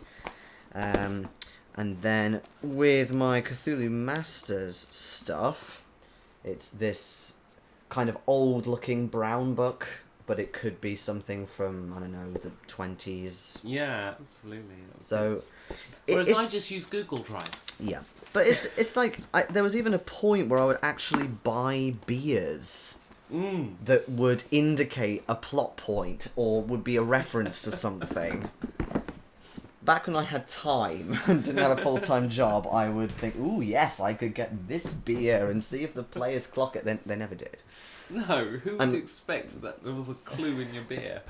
Yeah, I mean, it wasn't something where, like, I was expecting them to seek out a clue in the beer, but more like, oh, you just had that beer, I see what you did there, but no. But never mind. So, hopefully, have we now answered your question, Scott, on tips on taking notes? Hopefully, yes. Ronnie says, I'm giving you honest notes. Advice, Scott. Okay. Lord Morbius says, for actual notes, I'd suggest writing out the encounters in advance with all the monsters' stats and notes concerning what you had in mind for the encounters. Now, here's the thing. I disagree. I wasn't going to say I disagree. Well, with some of it, I disagree. But I don't do my monsters that way. Nope. Or my encounters. Absolutely not.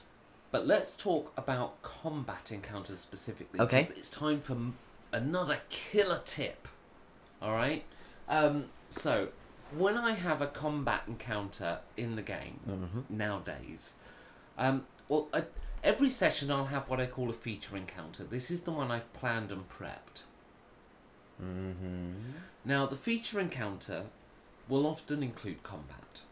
Typically will, in some manner. But I like to also put a puzzle in there. So let me give you an example. Let's say you've got a gelatinous cube that moves through a maze. And every time it gets to a wall, it moves... It obviously has to turn every sort of junction it gets to. Let's say it moves in a paradiddle fashion. So using a bit of music there. A paradiddle faction? Fashion. Oh, fashion. I did say faction, I meant fashion. Okay. Right, so let's say it does right, left, left, left, left. That's a puzzle for the players to solve. This gelatinous cube that's... I mean, I would use a gelatinous cube if it was too powerful for them. So this is a thing moving through the maze that they can't kill. It's just too much for them and it's going to trash all their gear. But it's moving in a pattern that the players might work out. Right, left, left, left. Every time it gets to a wall. And, you know, I'd make sure I describe the turning, even if it does a turn and it then can't move and it has to do another turn, maybe it goes... I'd make sure the players, if they're there to see it, that they observe it. And then I'd put the fight around that. And then the players can use that gelatinous cube to their advantage once they've figured it out. But it'll be to their disadvantage before they have. So that's an example of a kind of a puzzle encounter I might throw in. And that's my feature encounter for the session. That's the one I've put the puzzle into. And, you know, we'll talk, as I say, in a future episode about, you know, having elements and slots that you fill content into. That's my feature encounter. You were talking about combat. Yes, about combats. Now, specifically with monsters, I don't bother statting them. No. Never. Like, I mean, we've got monster manuals, many of them. We got the 3.5 book out earlier. Let's get one of the monster manuals for that out. That's the Monster Manual 2. This is indeed. They're just so much prettier than the 5e books. I don't worry about the details. Because I just make them up as I need them. Because, like, if from a story point of view, let's say I want goblins because of the story element, therefore goblins. Yep. But my players are level 3. Obviously, the goblins are going to be easy to handle because they're level 3 already. So I'll put loads of goblins in. But let's say I put 20 goblins into the scene thinking, yeah, that's what the players can handle, but it turns out they can't. Yeah. To clarify, quite often people use the challenge rating of a monster and think, okay, it's challenge rating half, therefore the players can definitely handle times this many. Yeah. So, 8. Yeah. In a 4-player group at level 3, it Yeah. would be eight goblins. Yeah. So let's say you put 8 goblins in, but it turns out they're a little bit too powerful for the players. Mm-hmm. Say they get loads of what do you wands do? or something like that. If you're running to stats, now what should happen is your player should run away. Mm-hmm. I assure you they won't. No, absolutely not. No matter how much you train them by TPKing them, which is total player kill, it means wiping them out. How much they won't learn. They won't learn to run. Players don't run. And if they do, it's after somebody's already gone down. Yeah. Which creates huge issues in your campaign, that then the campaign becomes about rescuing a person or something. And, it derails your storyline. So, for me, I find that being looser with the monster stats, I don't care if a goblin has 11 or 12 in. I buy monster manuals for the inspiration, not for the numbers in the stat blocks. So I generally think of a monster, right, this is a +2 monster, this is a +3 monster, and then I will accentuate some stats. So I've got they're goblins, they're -1 monsters. In other words, their stat bonus is -1. But let's describe one as particularly muscular. So he gets +3 on strength and +3 on con. And that's it. That's how I do it. And I make up the number of hit points that got in my head, start the encounter, and I go with it from there. Mm-hmm. Okay.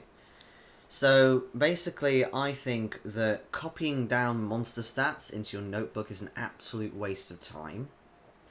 Either get it from the monster manual, or you can get cards as well with like NPC stats and things. Unfortunately, the Pathfinder ones are really rare and all really expensive. But for example, with my Cthulhu campaign, they've just released a load of NPC cards. You can just flick through them, find one that roughly suits what you want. Obviously, you can change the name or whatever you need to, but you think, okay, there's some stats I can use. Then when it comes to actually running the combat with the stats, I'm similar to you in that I don't worry about all the stats. But I do try and mix it up a little bit in that, if there's one that's a bit stronger, or the leader possibly, they'll have higher skill or higher attack of some description, or it might be a different attack, it might be a different weapon or something like that, just to mix it up a little bit. I was going to say something else then, but I've forgotten what it is, because again, I'm also hot. But yeah, I never sort of think, that's it. I never kind of go with, okay, challenge rating of this, therefore this many players, what I do, if I've got like a hit point reference from the book or from cards, great. If not, I approximate it. And especially if a player gets, say, a natural 20, or gets a really good hit, say 26 or something, and then they describe everything and they do pretty good damage, depending on the dynamic of the play at the time, I might decide, okay, that NPC's killed off, if it's, say, a goblin. Because I find that more exciting than, okay, so mentally in my head I think, right, they've lost 6 hit points. They've got 2 left because of the whole hit point thing of 2 is still perfectly fine in D&D. Yeah, whereas for me, once a monster is down to around a third of its hit points, that monster is trying to run away. Now, I do decide the number of hit points and sometimes alter it during a battle. But once the number of hit points has been established, and I know the players, I know I've got players with good math skills in my party, especially in the real life group. Once they've established the number of hit points a monster has, I won't change it. No. But I might change behaviours as the dynamic of the scenario plays out. Yeah, definitely.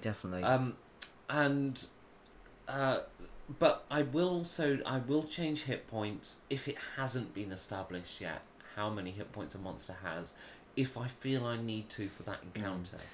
Yeah, I don't change the total amount of hit points normally. But again, I might go, okay, so this is going to be about 65. I don't often do it with rank and file, but I've done it sometimes with big creatures. Like at the start of the fight, I thought, right, this creature's 250 hit points.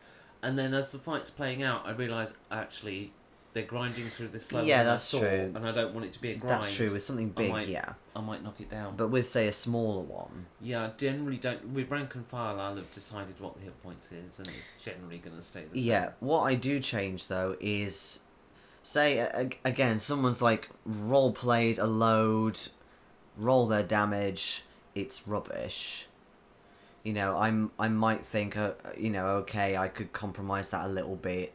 Or if, say, they've done everything, they've role-played really good damage as well, okay, they say 6. I might think, yeah, you've hacked right through them, you killed them off, rather than, oh, well, actually, there's 7 hit points left.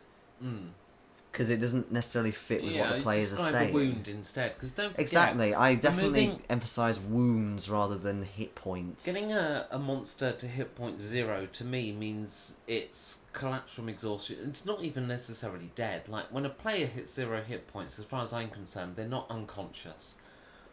I hate unconsciousness in games. First of all, if I was to hit you so hard that you go unconscious, I guarantee you that means you've got brain damage, right? So, characters going unconscious to me makes little sense. And this is me kind of house ruling 5e a little bit, and also every other RPG, because it's pretty much consistent across most RPG that there's some kind of unconsciousness system for hitting 0 hit points. Sometimes it means death, sometimes it means you're unconscious. And I don't like it for the reason of it's very Hollywood. And not very realistic. Now, Hollywood's great. You know, great way of telling stories, and I draw a lot from Hollywood in the way I tell my stories. But something like that for me just feels too far removed from reality to it's almost immersion breaking to me to have unconsciousness as a thing. You know, without consequence. So but for me, when a player hits 0 hit points, I allow them to continue to talk and continue to act. They're not... What I take away from them is, I said, you can't do an action. Right? You are too badly wounded to act. You're holding on to blood, and points on your body where you're bleeding. You might be too exhausted. You can speak, you can interact, carry on role-playing. Don't you think, though, that the unconscious thing is not more about hitting somebody over the head, but more they've lost enough blood, for example? Say if they've been stabbed a few times, because quite often the weapons used are bladed. If they've been stabbed, or say their arm's been cut off, so much blood's gone, you are going to go unconscious. Well, yes, right. You know, if you've got low blood pressure, you can literally pass out. That's but it's usually, what I think of it more as. It's usually very brief, that kind of passing out. I've done it before. Yes, yeah. And the thing is, I've literally passed out from standing up too quickly on low blood pressure. Yeah. And you know, you get up again very quickly. It's the point. Now, the other issue I have with it, aside from realism, because yes, there are circumstances where somebody can go unconscious without brain damage. I accept that. It's just that the majority of the time they should have consequences. No, but I'm wondering if that's why the unconscious thing exists. The other thing I hate about it, well, it's a mechanic for failure. It's a mechanic for death. But the other thing I hate about it is it takes away agency from that player. It says for the next 10 minutes, all you're going to do is roll 1d20 on your turn and see if you live or die. Yeah, and I don't like that. But I'm quite happy for them to continue rolling, but carry on acting. Stay part of the game. Yeah, that's true. But I think, especially because it's a new thing, the whole death save thing in 5e, that wasn't in 3.5, for example. No. I think that's where the... No, it wasn't. I think that's where it all comes from, in that you're... You had Constitution saves, I think, in 4th. Oh, maybe if you I did. remember rightly. Okay. I only played it a couple of times. But essentially, you've lost blood, you've passed out from it, you're in that state of unconsciousness, and you're now dying. And with 3.5, it was very much, you're not unconscious, you are dying, unless you are stabilized, so you've passed out, but also you are physically dying. You have to be sort of stabilized a bit.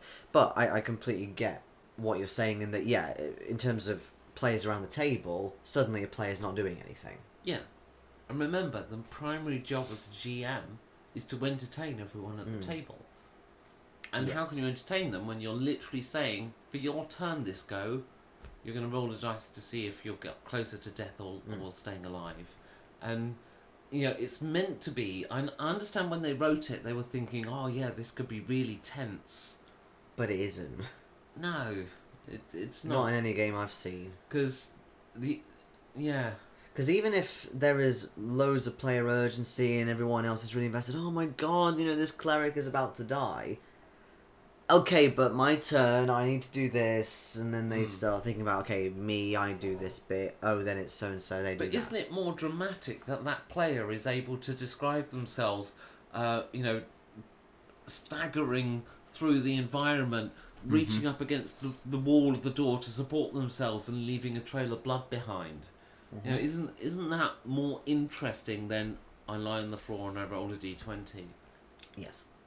And that's why I say, right, so what you can do, you've hit 0 hit points, you can take no actual actions, but you can continue to act, you're not unconscious. So you can beg and plead and, you know, beg for mercy, and like, you're able to move slowly, but you can't take an action, so you can't attack, you can't cast spells, you're too badly wounded, and that's what I like to do on 0 hit points. Don't know why we're talking about this, though, because the question was about notes. Should we get the next one up? Yeah, but we're talking about combat encounters as well and stuff. Yes, that's one. Yeah, but like, I've got one more point to add, actually. With Cthulhu, this is why I prefer it a little bit, because if, say, someone loses a lot of HP, there is also the sanity mechanism. So you've got physical and mental. So someone could be on really low hit points, about to go unconscious, but because of what they're seeing, they get, I don't know, some kind of adrenaline surge, they run off, they do this thing that their sanity is causing them to do all this stuff. So there's more room for describing what's going on with them. Because what you're doing there in Call of Cthulhu is you're giving them damage psychologically. Exactly. And this there's is one of the two reasons elements, not just for the me one. why in 5e the exhaustion mechanics are my favourite kind of damage. Yes, and I I know. think of them as damage. I haven't used them in the latest campaign yet. No, actually. but I know you will. I will eventually. It'll rear its ugly But head. actually, you're the only person I know so far who's actually used it. Yeah, I mean, to be honest, they could use some improving, because it's kind of... Yeah.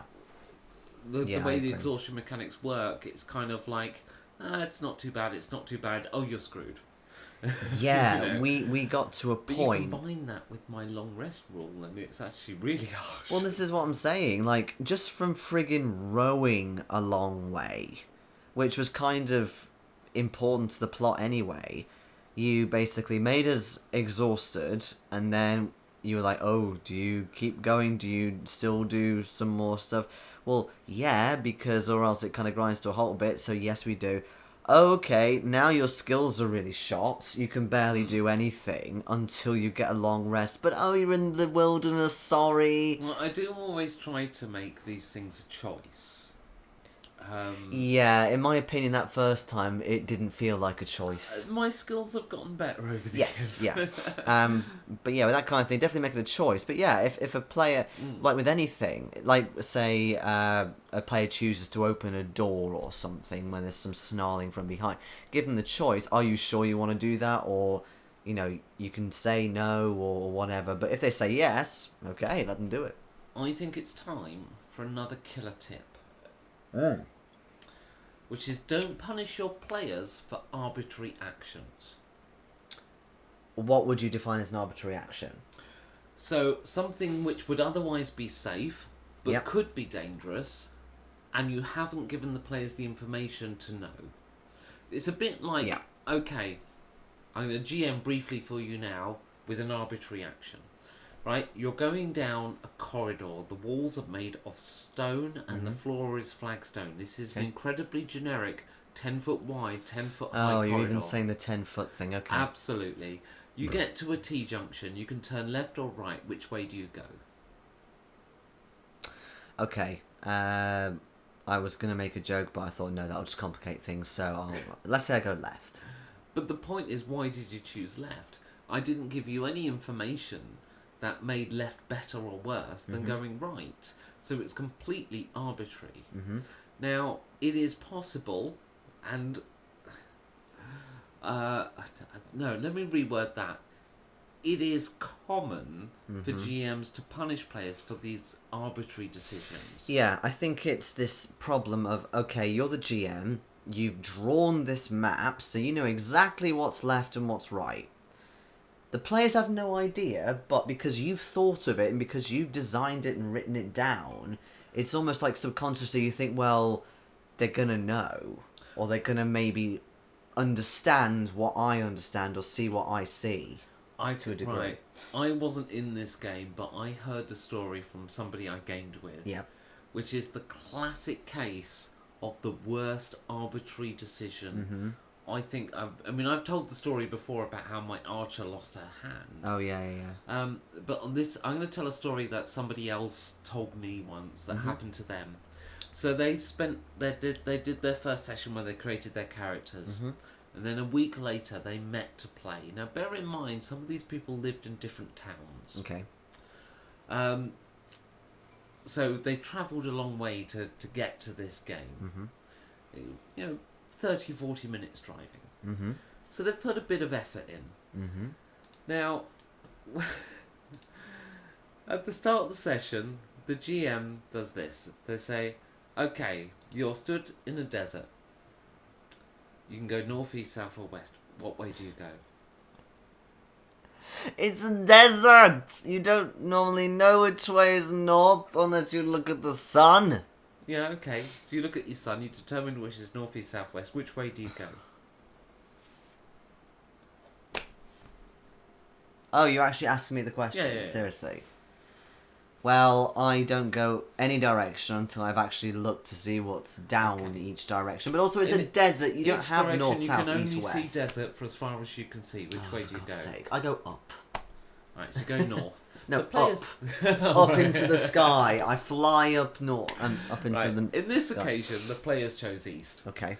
Right, and the GM said, "Oh, I thought you'd go south. I only prepared for going south." Oh yeah! Oh my god. Why? Why? I'll write that up for next week. And then he just got up, packed his books, and left. Oh, you told me. Oh my god, I'd forgotten about this. Can you imagine? You'd driven 40 minutes. The GM opened with an arbitrary question, and then wasn't prepared for an answer from one of 4 options. I mean, surely you just turn your compass, don't you? Well, not even that. Like, you say many times with such arbitrary things like direction, if you think the players have made the wrong choice, or if you haven't prepared that, just friggin' go with it and just, swap, you either improvise or you don't swap give the stuff option. over or improvise. But exactly, more to the point, why would you give that option? I mean, for a start, my biggest problem there is a choice without any kind of information. An arbitrary choice isn't a choice. It's random. I know why they did it, though. Because the whole north-south thing, that comes from the really old Atari games, or Choose Your Own Adventure. Yeah, the text adventure. Yeah, text adventures where you... Okay, right, I have to pick one. And it doesn't tell you what's down each one, you just got to pick. And then, okay, you might do really well, or you might completely screw up and die. But the thing about those games is you can go back. Exactly. Whereas in D&D, you can't. Yeah, you've gone that way, so you need to have content for that way. But the problem with that arbitrary decision is the fact that you didn't give enough information, so it became arbitrary. Because in reality, if that was actually real, you'd have more information to go on that. There's a very important thing to bear in mind, and it's just... I wouldn't say this is a killer tip. This is just something to understand. The characters have more information than the players. Yes. Because the characters live in that world. They're part of it. So, if we go back to that desert situation and that GM that gave the northeast, southwest question, surely the characters would have known why they're in that desert. Are they crossing it? Are they going north to south? What's the shape of this desert? What do they know about this desert? And additionally, I just feel that a better GM, or a GM having a better moment, shall we say, because I don't want to say the GM was bad, I never played with them, but a more prepared GM might have said, to the south, you can see suggestion of something on the horizon. Yeah, or to the east you can see what you think to be Trees, or maybe water. an oasis. Yeah. Or the sea, something. Could be, or it might just be what do they call it? A Fata Morgana? What, Mirage? Fata Morgana? Yeah. Hakuna Matata? No, it's a mirage. It's when you you remember a few years ago there was that Chinese video, The City in the Clouds, but it was to do with heat refraction and stuff. Fata Morgana or something. I'm not sure. I forget the exact one. Anyway, a mirage. Dunno. Let's have the next question. Yes, although I also have a killer tip. Because usually we run 20 minutes behind. I think we're about 2 hours behind today. Maybe. What's your killer tip? So my killer tip is, if you've got an NPC traveling with the PCs, which some people don't like at all, but some people are okay with. But if you do, then don't let the NPC fail dice rolls that are really important to plot. Don't get the NPC to make... Well, first of all... Or don't get them to make a roll at all. Well, look, if a dice roll is important to plot, there shouldn't be a roll. No. And this is actually... This is a killer tip that I wasn't necessarily going to do this week, but I think I will now, because you kind of brought it up. And I think it keeps going off. Oh, I'll sort it out while you talk. Okay. It's really important to understand this with dice rolls. If your path from start to finish of the adventure will have a number of decision factors where things can go a different route. But ultimately, some of those routes will take you to failure. Ultimately, if you've got a path from start to... There has to be a way to get from start to finish. Actually, no, let me explain this in a different way. I'm kind of rambling a little bit because of alcohol. Alright, let's say you've got a rogue who can pick locks, and you want to put something in the adventure for that rogue to do. Yep. You want them to be able to pick a lock. Yep. And you're in a dungeon. Now, at the start of the dungeon to the end of the dungeon, you want that rogue at some point to pick a lock so that they've had something. You're putting in content for your rogue. Now, I would argue that's a good thing. You're giving content specific to your players. That's fantastic. However, I'm just going to sort this out. you shouldn't... Oh, web it's not browser. working Yeah, again, okay. You shouldn't block your path with a roll that can fail. So what happens if the rogue fails to pick that lock? Yeah, exactly. The adventure now can't be completed. You should have a door for your rogue, but it shouldn't be the door that leads to the completion of that module, that quest. What you put behind the locked door is the optional content. The content that leads to the loot room, the treasury chamber, or something like that. You don't block the quest path with a dice roll that could fail. But I think even more importantly, if you do need that door to be locked, there are ways to handle it. And that is, I've always said, when I GM, not always, but for many decades now, I've always said that if given enough time and resources, the players will always succeed. So, if the rogue is able to pick that lock without any pressure or time constraint, they've got the tools, they've got no time constraint, they will pick that lock. You don't need to get them to roll, they will pick that lock. Because they've got unlimited time to work at it. So, why make them roll? Roll the situation, not the skill. However, if there's a case where you might want to sort of add some urgency to that. Let's say you've got a door that they need to get through, and you want the rogue to be rolling, and this is an important quest path door. So add some time constraint. Then all of a sudden, it matters when the rogue picks the lock. Maybe there's a fight going on, and the rogue it's an unwinnable fight. You're going to lose. Something is coming as well. Maybe there's rolling boulders coming down the mountainside, and they're building up speed, and they're heading towards you, and you're fighting off orcs who, I don't know, are stone worshippers and are quite happy to die in an avalanche, and you've got to get through the door to get away. Sure, make the rogue roll every turn, because then it doesn't, the failure doesn't matter. It's about the urgency. It's about when they get through that door. How many wounds are they taking before they get out of here? But they need to get out of here, so they're going to succeed eventually. So you allow them to keep rolling.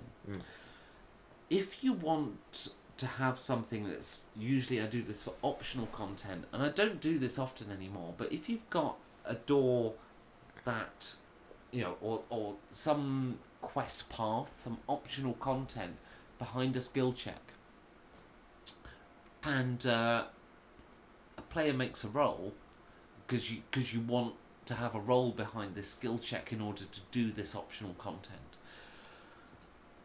Don't let them roll again. No. Because if they've failed, they've failed. And now, don't let another player roll. Well, here's what I generally do when that happens. When another player says, oh, well, you failed, I'll have a go. Now, if they're weaker than the first player, I forget it. It's just like, the strong fighter couldn't bust open the door. The scholarly wizard isn't going to be able to kick it down either. No. Because literally your strength stat is lower, you don't even get a roll.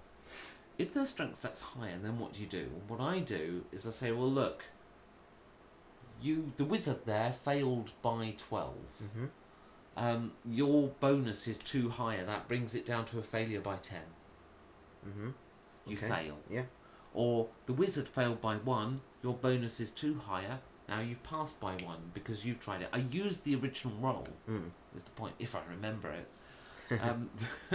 Which is often the problem with that technique, which is why I don't use it often. But I find that helps a lot in just avoid, because otherwise, if you just roll every turn, sooner or later they will succeed. Which is why I say, if given enough time and resources, players always succeed. I was going to say, in 3rd edition, 3.5, I was going to say I can't get that working. You've got your take 10 or take 20. So if say you're, I don't know, trying to pick a lock or something, the GM might think, okay, they could take 10, which means that they can take sort of average, and then they might succeed, they might not, depending on their bonus. Or if it's something extremely mundane, they could take 20, and on either of those options, the players could ask, can I take 20, can I take 10? And at that point, the DM says yes. And when you say take 10 and take 20, you're talking about the dice result. Yes, sorry. So basically, if you're doing something and there's no time pressure, there's going to be a point where you will eventually get it right, then normally that's called taking 20. So you can try and roll. If it fails, I've done it before, I've said, okay, can I take 20? Sometimes the DM says yes. There's also take 10, so that's more to do with if it's something that can go wrong. So like maybe if you're preparing a potion, so you've still got the time, there's no pressure to do it under a certain amount of time, but you still might get it wrong. So there's that point of, okay, can I take 10? You could say yes, and then you add your bonus to it. So you might succeed and you might not. There's definitely a problem with the chat this week. I'm fixing it. But Becky's fixing it. Because it's definitely not to do with logging in. It's completely buggered. Guess back to Chrome then. Yeah, that's not working either. Great. But anyway, back to NPCs messing up. In terms of a role, that's even worse, because the NPC, if you've got an NPC who's constantly with the main characters, then really they should be there to be a source of help, and that's why some people don't like it. But I've been in a situation, for example, where this orc, so a strong character, tried to toss me, a halfling, across a chasm, but the orc failed. So therefore I went plummeting down, took a bucket load of damage at the bottom because I fell about 30 feet. And then, even worse than that, and this is another thing entirely, but the GM then decided it would be a good idea to say, oh, there's actually a load of skeletons down there, and they start getting up and attacking you. So, yeah, don't do rolls that you know that the NPC needs to pass. But also, if you know that the players are in a situation like that, for example, where maybe one is separated, okay, yes, you can have a threat of some kind, but in my case, it was literally, I was a rogue, which in 3.5 is like allergic to any kind of undead, so I couldn't do anything with them at all, like barely. I couldn't really attack them. And there was about 10 skeletons, something silly like that. And eventually, when the players tried to get down to me and help, I'd already died. Okay, can I just... I know I'm off camera at the moment. Right, we are here on the chat. Yes. The chat is down to here. Okay. Right, so very quickly... Maybe, why don't you make that bigger and I read them out, just because I'm next to the mic. Okay, that's going to break this. So Oh yeah, true. Let's just get rid of that. Give me a moment. I can do it. Yeah. We're sorry. But the chat is huge. Huge. That's fine. I can read that lovely. So let's talk about the chat. But yeah, I died. Terrible. That's also top chat, by the way, rather than all chat or live chat. Right. Which in theory should still be everybody's, but in some cases it's not. Right, that's where we've got to. So N20 Games, yeah? Yeah. Yeah, cool. So, N20 Games has said, I remember running Pendragon for the first time. Wow, this is going back a long way. And I ran the system wrong, but none of my players told me until after the session.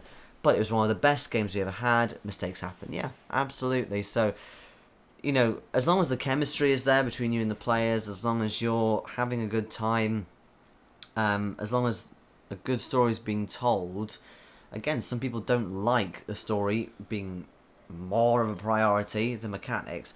But the thing about mechanics is, if someone insists you've got to change something or starts discussing it, as Becky said, it can slow the game down. It gets rid of the pacing you've got going, gets rid of the flow, gets rid of the immersion.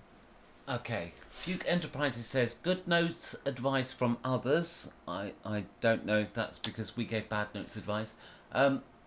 So, Lord Morbius, moving swiftly on. We are terrible! Lord Morbius says, my first time DMing a game, if they hit your AC, you died. Didn't understand what hit points were because I was running my first game less than 2 hours after getting the game. And he was also in the 4th grade. Off screen. Could I? Yeah, you sure? No, I need to make that shorter is what I need to do, isn't it? He said he was also in the 4th grade, yeah. In a way, it's interesting, because I think to myself, I kind of wish I'd known about D&D when I was that age, so around 8 or 9. But at the same time, it's like, you're going to make mistakes, you're going to, you know, just be a bit of a child about it. And like, I remember there was a kid at my school who was very into Yu-Gi-Oh! And I knew a bit about Yu-Gi-Oh! And I played it before, and it's just like, I wonder if he's getting any of the rules wrong because, like, there's the TV series that gets wrong all the time. And the answer was probably yes.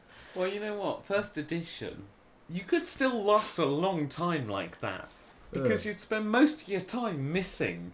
That's my one sort of takeaway from first edition. If you began the game at first level, the fights would go miss, miss, miss, miss, miss, or the fighters hit. Miss, miss, miss, miss, miss, or the rangers hit. Miss, miss, miss, miss, miss, or the fighters hit. It'll take forever. But yeah, Yeah. I mean, like if you're playing a wizard, you die pretty much first or second hit anyway, even with hit points. Yes. So, Fuke says sounds like original D&D. Yeah, absolutely. Yeah. It was Lord Mobby says it was also my first RPG experience apart from tabletop war games, where the number you had to roll was to kill the enemy units back in the 70s. Yeah. And that did change. Because I remember when I first played a war game, and it would be first edition Fantasy Battle and 40k. I played those games with members from the role playing club I went to, and you had to. So you'd roll to hit, you'd roll to damage, and then you'd roll to save. And actually, it just took too long. There's so many dice rolls to kill one unit. Yeah, I've not really been into the war games at all, but it does make me relate a bit to the choose your own adventure things where there is combat in the you roll against somebody else and that's your attack strength, and if you win then is damage, and if it's not then it's all kind of luck, and also it takes too long because you're slowly whittling away their points, and it's always 2 damage you do, by the way. It's never anything else unless you, I don't know, test your luck or use like a special weapon. I think my limited experience of wargaming is it should go back to the 70s. The thing is, they made all these extra dice rolls because they wanted to charge you more for less models. Wow, really? Right? Was because that now bad? because now the game takes longer to play. You can have this thing that's really hard to kill. It's on the battlefield for a long time, and you spend £50 on it, right? And that means they don't have to sell you tons of plastic models for a whole rank and file of infantry that die in a single hit. No, you want the big thing. I'd rather pay £50 for a model than a card. In Yu-Gi-Oh, the Egyptian god cards are £50 each. Wow. 50. Right, let's move on. Ronnie says, some of the biggest extroverts I know are introverts in private who give off an extrovert persona so people won't find out how shy and introverted they are. Well, I suppose, look, everyone has insecurities, and technically every extrovert is also an introvert and vice versa. In some ways. So yeah, this is going back to the wallflower thing from earlier. We are hours behind. We are so Right, far through. behind. Fugue Enterprises says, in 3.5 or Palladium Megaverse system, or Shadowrun, or WEG Star Wars, there's a million splat books. Yeah, I remember we briefly covered splat books earlier. Yes, we did. And I think we dodged a question because we said which system, and he's listed loads. So, how do you limit the stuff, yet give players choice? Well, there's something that came out of a lot of Pathfinder groups that I think is a really good way to handle a system that has multiple splat books. Because one of the things that happens with splat books is when you mix splat books, you can create something. So, for those who don't know, a splat book is an expansion. So, let's say you've got a game like this, which is Corporation. This is the core rules, the player and GM rules, all in this one book. But you can then get a book like this, Incorporated Volume 2, which adds more stuff. More weapons, the Mind more Unbound. powers. This happens, this Mind Unbound is more stuff. This is psychic stuff. I've not read this one yet, actually. Let's get around to that. And this happens usually more with sci-fi games.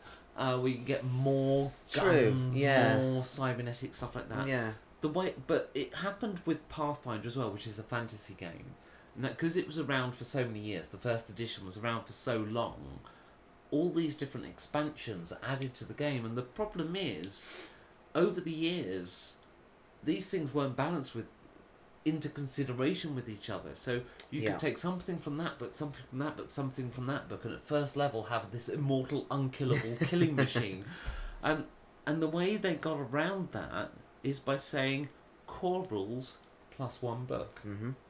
And that's how you cover it. If you're in a game where you want people to have all this other stuff available, then core rules plus one book is usually how it's done. Yeah. But I have to say the biggest problem I have with splat books is, and actually playing any obscure system, like if you play D&D 5e, everyone's got it. If you play almost anything else, usually only the GM has it. And the biggest problem with splat books on something like Corporation, as much as I love Corporation, and we do have 4, 5 splat books there because we've got 2 copies of one of them. Which is loads, because we love this game. The problem is none of the other players do. So how do you actually incorporate this stuff when other players don't have the books? So invariably, you read these other books for inspiration for your NPCs and your villains and stuff like that, or maybe for some plot points. Like I got smart teleporting from one. Yeah, of but books. also if a player has a really good idea of what they want to play, so for example with Dante's character in A Clockwork Opera, he wanted to play a character like class that just wasn't covered in 5th edition, even though it was a 5th edition campaign.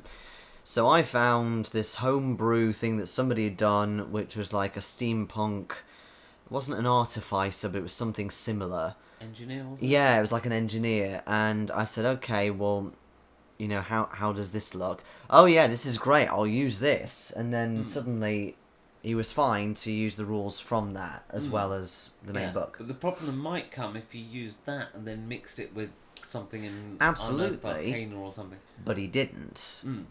And I trusted that he would have told me if he was looking, another book as well. So yeah, He's a great role player. Yeah, sad he he's is. not in a group anymore. I know he was brilliant. But yeah, so like if you discuss it with your players, like, okay, what kind of character do you want to play? Okay, you want to play that, right? This book might help you a bit. Same with your spells. Like, you quite often like to use slightly unconventional spells from the non-core cards. What, in 5e? Yeah, in 5e. Well, I'm using Xanathar's. You use in the Xanathar's game with Phil. Yeah, exactly. In the game that you're running, I'm running, that you're playing in. Yeah.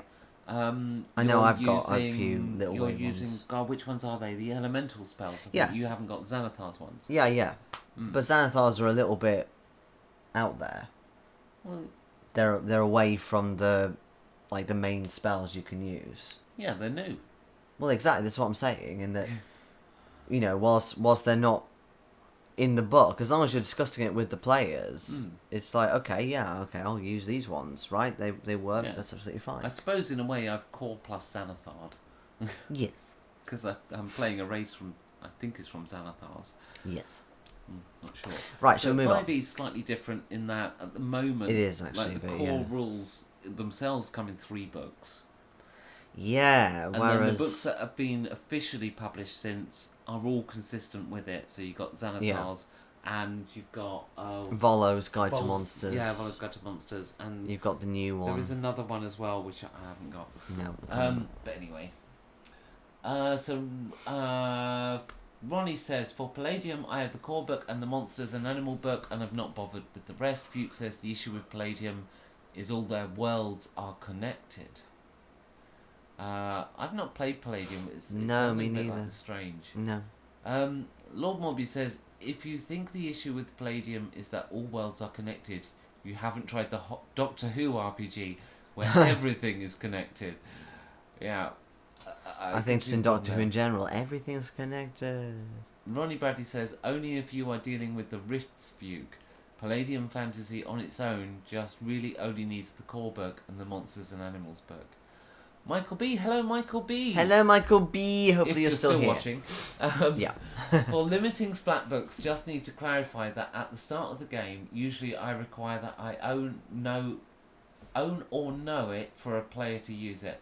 Otherwise, you can end up with wildly different powers. Yeah, that's a good point, actually. I've had it a couple of times where a player said, oh, well, I could use this book, and I've never seen it before. And I think to myself, yes, okay, I could, but at the same time, I have no idea what's in there. Yeah, as the GM, I think you need to know the book, because if you don't, there are certain... Or know the player. Yes. But the thing is, you have to be consistent in your rulings, and if you've got players you don't necessarily trust to go with something unknown, then you can't do it even for a player you trust, because you've got to be consistent in your rulings. So Yeah, because if you don't know a splat book, there is a certain kind of player who will definitely take advantage of your lack of knowledge and sort of say, yes, I can do that and I can do this, and their interpretation is always in their favour. Because sometimes players will interpret things in their favour and the GM kind of keeps them in check sometimes. There is definitely a certain kind of player that would, even if not deliberately, if you haven't read the book, you can't keep them in check. Well, no, I mean, there is the power gamer that kind of fits into it's this. not even... Yeah, power gamers definitely fit into this. The people who want to win at all costs. But there are other players, I think, who would, if they were using a splat book and you didn't know the rules, or even sometimes it's not even a question of them gaming the system. Sometimes it's just there are counterbalances in the book that if you as the GM don't know them, you're not going to field them. Yeah.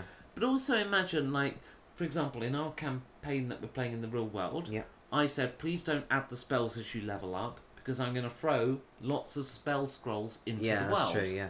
You did kind of add the spells and you leveled up. Yeah, but then you clarified.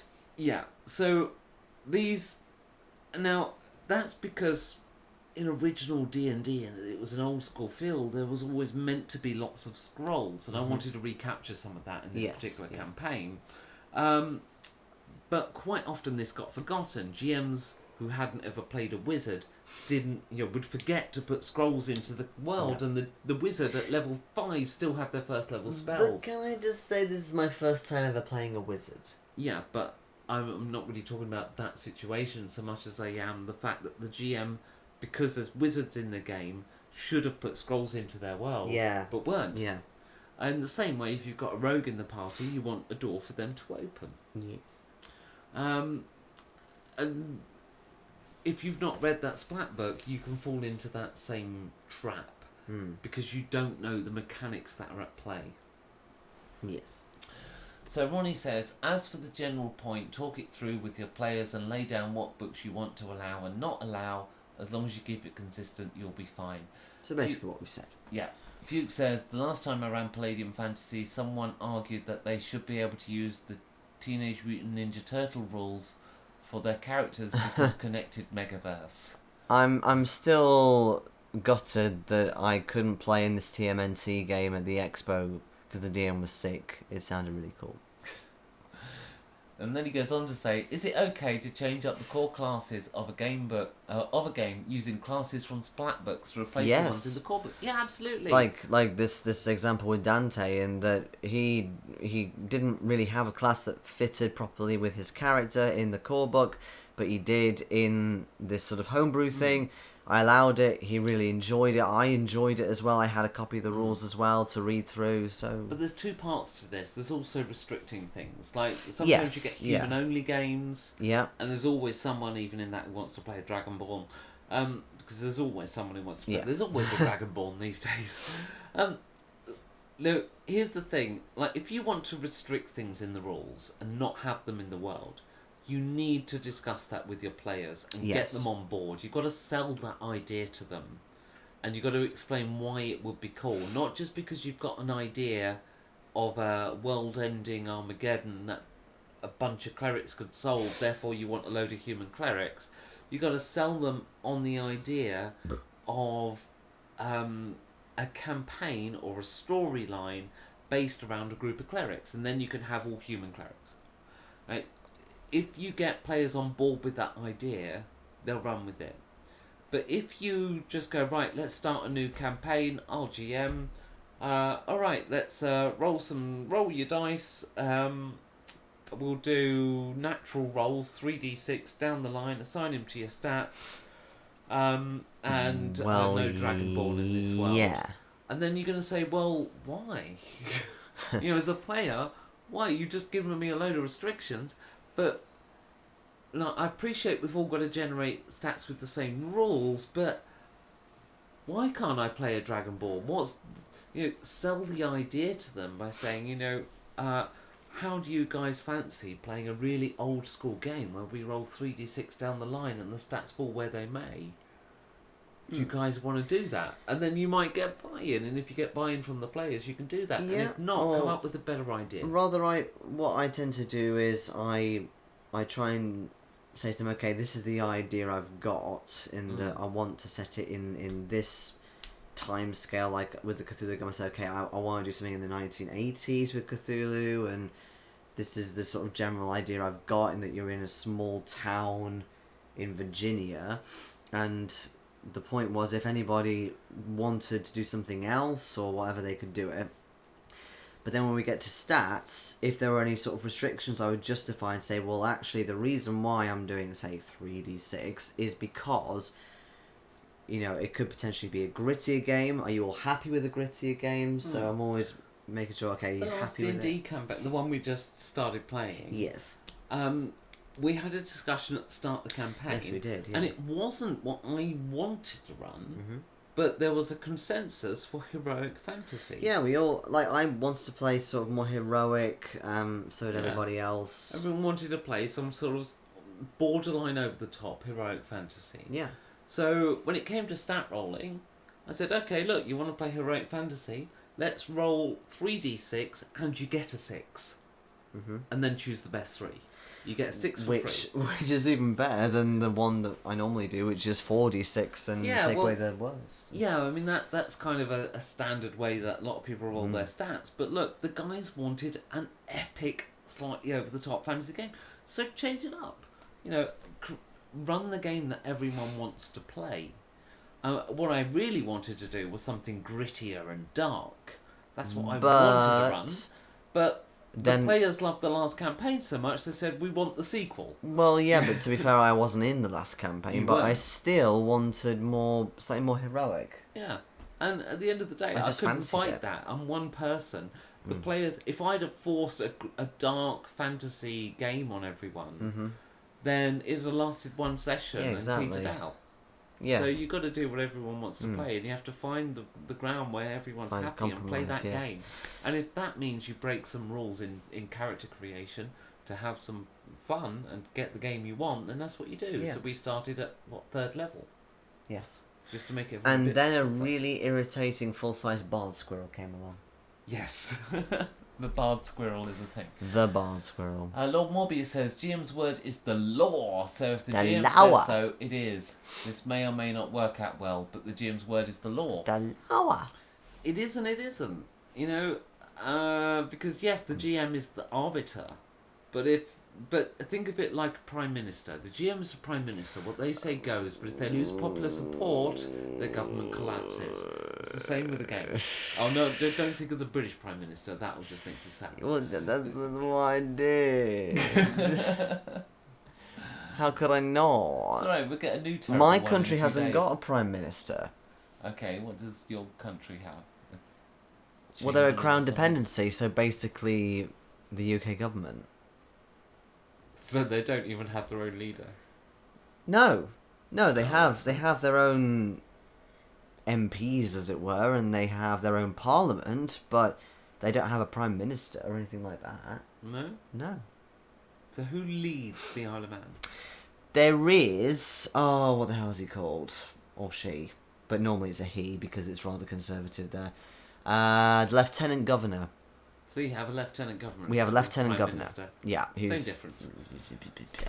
Michael B says, it's okay as long as you as the DM know the other rules and can map from one rule set to another and are okay with it happening. If you are running fantasy and they want mecha, then probably not. Yeah, so Lord Mombi says, if you as DM decide to allow a player to bring a mecha into a fantasy game, just restart the mecha with the mechanics of the fantasy rules. Yeah, I mean, are we even catching up with the chat? I don't know. No idea. Are we catching up? Is this the chat? How do we know if it's the chat? I don't know. As a younger GM, Ronnie says, I had players who would, when I was at the bathroom, crib my notes, so I started doing bullet points. Oh, to stop it, and I just got into habit. Oh, okay. He's talking about people looking at his notes. I've had players do that. Even veteran experienced Wow, adult I've players. been quite lucky then, unless I just don't know the people who looked at my notes. Sometimes it's because they're right there, I think, and I think some people struggle to look away, as opposed to then wanting to look at it. That can be hard to look away. Having said that, actually, subconsciously at conventions, I kind of wait for people to get up first. If it's a break, so I say, okay, let's take a 5-minute break. I wait for people to get up first before I get up, and then even then I might fiddle a little bit or do something as they're going off. This is why I wing everything. But eidetic memory is also known as photographic memory. Fuke says, I just want to tell everyone to subscribe and like this awesome video. Please do, I please also do. want to say everyone in the chat is awesome, as well as the brilliant hosts. It's like Can I just BDSM say- but hosts SM. We love you guys too. You but- people, Yeah. not just guys. Guys isn't gender specific, is It it? is. Okay, It we kind of we is. love you, ungendered people. Or gendered, or both. But we actually have a list of preference. These are the ones we love more. We do. We love them so much that we have a space program for them, as you can see by this spaceship of ours with our logo on and the world. It really is. Let's get that up close so they can see. So it's got the Parageeks logo on it. Mm-hmm. These are the most awesome people in the world. They are Russell Higgins, Jolly Mangina, Umber, Mark Frelful, Brandon Fishwick, Dave Poirier, Fugue Enterprises, Philip Bay, Elizabeth Chipper Dickle, and Nate Hansham. Thank you so much, guys. Thank you very much, everybody. Okay, read the next thing, Bob. Yes, I will. You're a little tipsy. Yes, is that a problem? No, I'm just noticing. Mob says, if you want to be snarky, you could write up 2 versions of your adventure, one to leave out of the place to cheat by looking at, and the real one. I don't think I've ever had players And cheat Fuke that says, badly. why stop at 2 versions? Who has that much time on their hands? Mob says, because I'm a lazy bastard, but feel free to take it as far as you like. Scott says, to clarify, my early note comment was to the chat peeps, not to you guys. I had written it well before you guys even answered me, and your note advice was good. I'm 45, so I'm always asking about notes. I didn't know that was a requirement to 45. I'll bear that in mind when I reach 45. It's not a requirement to keep notes when you're 45. I am not 45, but I'm close. Yeah. So No, I get what you mean. I am. Your memory is way better than mine. Way Thank you. better. Jason is my memory. My best advice to you, and I mean this in all seriousness, is date a millennial. They have amazing memories. I mean, cool, but at the same time, I don't think all millennials have good memories. Oh, it's the youthful brain thing. It doesn't forget as much as us Yeah, oldies. but at the same Don't worry, when you time, get old, I just find a new millennial. all my, like, there are some things I do forget. And I remember when I was doing really intense stuff at school, I did forget a lot of stuff. And I kept saying, oh yeah, because I'm doing the International Baccalaureate, so of course I'm forgetting things. But it And other excuses. yes. Fuke says, really sad that next week I won't be able to watch No. till after it's done and recorded. If it's just past 50 after the hour, I'm heading to work. Okay. Sorry. Well, next week I might not be here again. But I will be, and the show will go on. Yeah, I'm back up to work again to go out for drinks. Sorry. Lord Mobby says, the longer the stream runs, the more they drink, the more fascinating the stories become. Well, I used to do drunk Let's Plays as well. There was this one, oh my god, I was so drunk. I'd had like all sorts.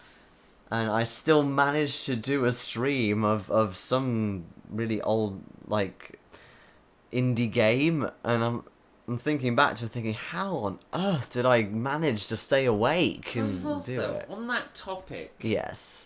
do any of our audience currently in the chat, would you be interested in seeing Let's Plays on our channel too? Like playing a computer game and with us as hosts, because like this isn't something we do. We did it once with that virus game. We did. The thing is nowadays that Let's Plays are very live stream based, whereas before, back when I used to do them properly, it was edited and yeah, so you recorded 2 hours worth of footage, however much you wanted, then you broke it up into parts, and that way it was uploaded to YouTube. Before there was like unlimited amount of time you could do it. It was like 15 minutes or something. So now it's all stream based. Because, like, you know, occasionally I play a computer game. Not often, actually, I have to say. But lately I've played a few. Yes, and I've done some streams as well on my channel. But if you want to see that, let us know, and we can put it on Parageeks yeah, too. we can, but it's hard. Is it to do it live?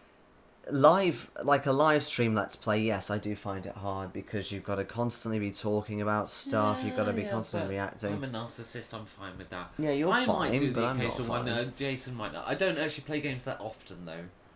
So, you just have to... Well, there was this whole thing back in the day where you'd do a blind Let's Play, so you'd never played it before, all your reactions were fresh, whereas now I think it's a case of you play it a bit beforehand and then you do it, so that way you know a bit more We're about way it. off topic about. If it's something that we would interest you and you're on the chat right now, let us know, because maybe we can do that. Yes. And, like, I might, and I suck at games, because I prefer to write them than play them. So let us know, and we might do that. But my computer's kind of sucky. We'll see. Well, look, we could do something like Tabletop Simulator, for example, and have a chat as well, if you like. Let us know if you are interested in that. Or if you'd rather just watch me or Becky play Half-Life 2 or something like that. Well, I'm doing Sleeping Dogs at the minute. You're doing Sleeping Dogs. I'm doing Dishonored 2 at the moment. So... Duke asks, Lord Morbius, are you from the Isle of Man or elsewhere in the UK? Or am I wrong that Lord equals UK? I know, right, but we don't give away personal information of our audience. No. I will say that you're definitely wrong there, Fuke. It's up to Lord to answer that. Well, In fact, he already has. He already has. US, But Lord it's just Morbius it's was my just favourite weird D&D that character from back in the day. yes, but it's weird that Fuke has asked if Lord Morbius is from the Isle of Man when actually that is me. Yes, but no, in fairness, it's responding to the word Lord and wondering if Lord Morbius is natural. Now, here's an interesting thing. This could even be something you might use in your world building. It's just a weird story that I'm going to recount because I'm drunk. But I once had a conversation with trying to remember the exact title. The Earl of... Oh, cracky, is it Warwick? Who's the Earl of Warwick? The 6th Earl of... No, Bradford. Oh, God, his name was Richard. He was an Earl. He was the 6th Earl of somewhere. Anyway, his hobby was calling out British people who'd gone to America pretending to be lords. Mm-hmm. So what would happen is, like, you get these Brits that go over to America and lord it up. But they're not really Lord lords. it up. Yeah, they're not really lords a lot of the time. A lot of the times they're just making it up. Okay. And who's going to question them? They're in America, right? But occasionally some of them would. And his hobby was he set up a website for this, and you can ask about any person who's claiming to be a lord, and he will go and research their genealogy and tell you if they genuinely are or if they just did a deed poll to change their name. And then it calls them out. But yeah, no, I had a conversation with him, and I did say during that conversation, I can see the appeal. I get why people might do that. Bear in mind he's an earl, so he doesn't. But I can see why people might do that. And he goes, well, you could always try selling them tea. It's quite a funny chap. So Lord Morbius starts explaining about who Lord Morbius was. Mm-hmm. His favourite D&D character from back in the day, Lord of the city-state of Dragon Crown, originally, later the Lord of Chaos. Chaos was a cult/religion in the game world. The Lord of Chaos was essentially like the Pope of the cult. Cool. Can I leave Sounds very you with the chat Warhammery. for a few Yes, moments? certainly. Because I've got to get rid of the second beer. Then Fuchs starts asking Lord Morbius more about where he's from. So, according to this, he's from North Carolina, not near Canada, about halfway down. And they have this strange obsession with bathrooms in North Carolina. Also, Lord Morbius says, alligators in the swamps near the beach, bears wandering around the mountains. Yeah, it's a bit like Australia, but in America, lots of big animals to kill you. Fuchs says, why can't the goblins be level 6 fighters? Well, they could be, but do you really want to do that? Unless maybe the pieces are goblins themselves. Like, in that kind of encounter, say, where it's quite mundane, but they're in your way, you know, you don't really want to make them level 6. But if it's something more like, say, there is a trial by combat and you must fight a goblin each, you know, together, so there's, say, 4 players, 4 PCs, you've got 4 goblins, then yeah, level 6 champions or challenge rating of, I don't know, 4 or 5 or whatever, so, you know, you've got that extra challenge to do. Becky is falling over things. Lord Mo was saying they can if the DM says so, just like elves or dwarfs who also appear in the monster manuals. Yeah, exactly. So it depends how you want to do it as a DM. In that, quite often the first encounter you have at level 1 is just rats, a swarm of rats. But you could actually say, actually, they are really enormous rats. But you've also got to think about the entertainment value. If you make your NPCs or combat-y things too strong, your enemy's too strong, your PCs are just going to die or not have fun because they're too busy getting damaged. There's this balance of satisfaction from killing a creature or destroying a creature versus the threat of, oh god, I'm gonna die, or I'm really close to death. It's that balance of I'm a little bit thingy as well, I can't put words together. It is that balance of not too hard, not too easy. And for me personally, I prefer to do that in the story rather than the stats. So again, I've got kind of approximate stats or a couple of stats that I use for, say, a group of goblins. And then if a player really goes at kind of, oh yeah, I stabbed through the heart or whatever, and if they roll well, then yeah, I very much allow it. They stab them through the heart, that is fatal, they are gone. But if you have, say, a shaman with the goblins who creates this really quite damaging area spell like Thunderwave or something, and the players fail their saves, there's gonna be problems, and I make it so I give them that threat. And the same with environmental factors, you can put threats in there, you know, etc. Okay, Mike B also says, I tend to give the hero monsters the character levels or other character abilities, i.e. Goblin Shaman is 4th level cleric, less so for rank and file, yeah, so it's like challenge rating versus actual level. Coming through, I'm not drunk, I am by nature a loud and clumsy person. I hurt myself. Yeah, you okay? Michael also says, I like the players to anticipate the threat by a creature, i.e. 3rd level players can typically beat goblins, but would/might run from giants. Yeah, makes sense. Well, this goes back to the whole thing earlier where we were saying players don't run, and they really don't. I find in D&D no, in other stuff maybe, or they try and parley. Well, I think, like, if you've got really strong, experienced role players, they might. Yes. But I think, in some ways, this is you. Right. So, if you create an encounter where you want the players to run from, let's say you create the world and the world just is, and if the players go somewhere too tough for them, then it's too tough for them and they die. If you're running that kind of game, you will TPK your players, because ultimately players won't run from a giant, and if they do, you know, there's so many monster manuals, and I mean, we've got so many here, you know, just oh, you can't actually, oh, you can see just about the bookshelf, and maybe maybe there are groups out there where players will run, but ultimately, I don't think.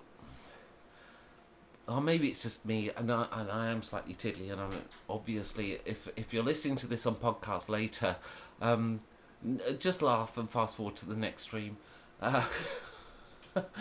Right, so I think the point I'm trying to make is maybe because I don't tend to run the monsters per the book, so when a player, if I introduce a cockatrice and a player recognises, oh, that's a cockatrice, that can paralyse, oh dear. I think when I do it, my players have kind of learnt over the years, yes, that's going to be a tough encounter, but there will be a solution. Because I'll quite happily put a cockatrice into an encounter that when the players aren't ready to fight a cockatrice, but I add that puzzle and I add mechanisms for them to kill the cockatrice. Or to use the cockatrice to kill whatever it is they're meant to be fighting. So, yeah.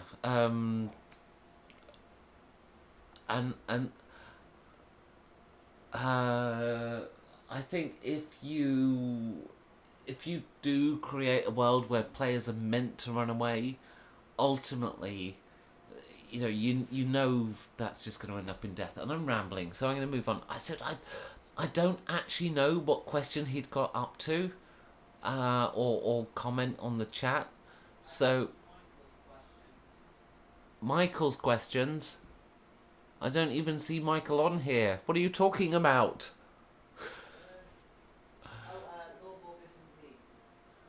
Lord Morbius and what? Underneath. Something about underneath. I don't know. I'm just going to scroll down.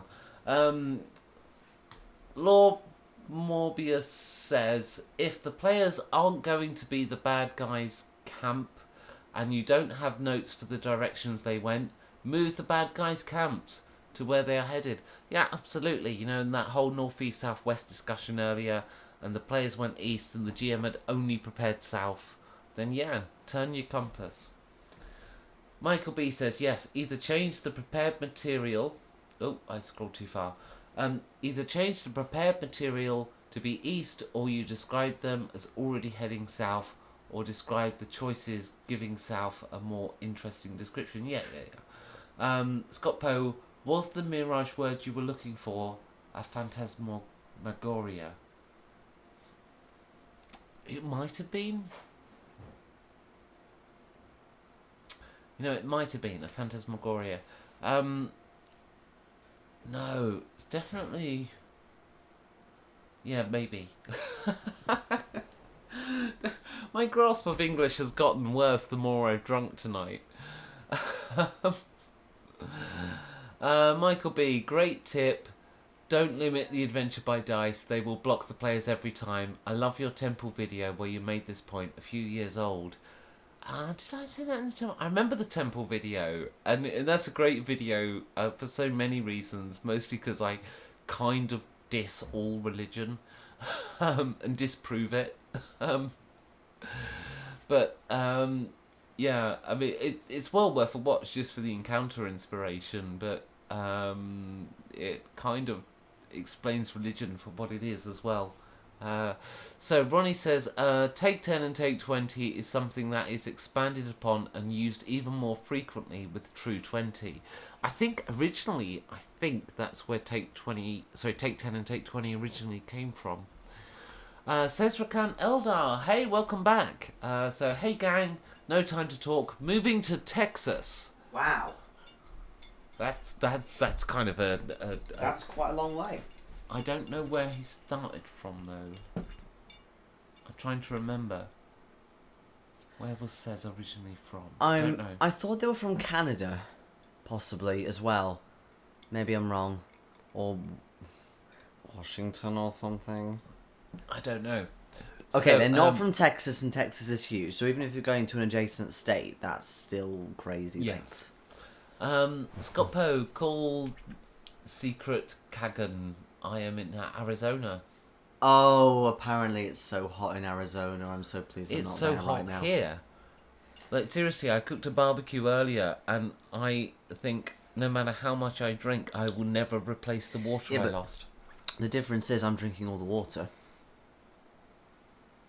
I'm drinking water. I brought up 2 waters before, and I drank both of them because you weren't did drink bothering. my water. Yeah, because I was going to do it after I drank my beer, and then you had drunk my water, I was so too I went thirsty. without. I was too thirsty. I'm drinking it now.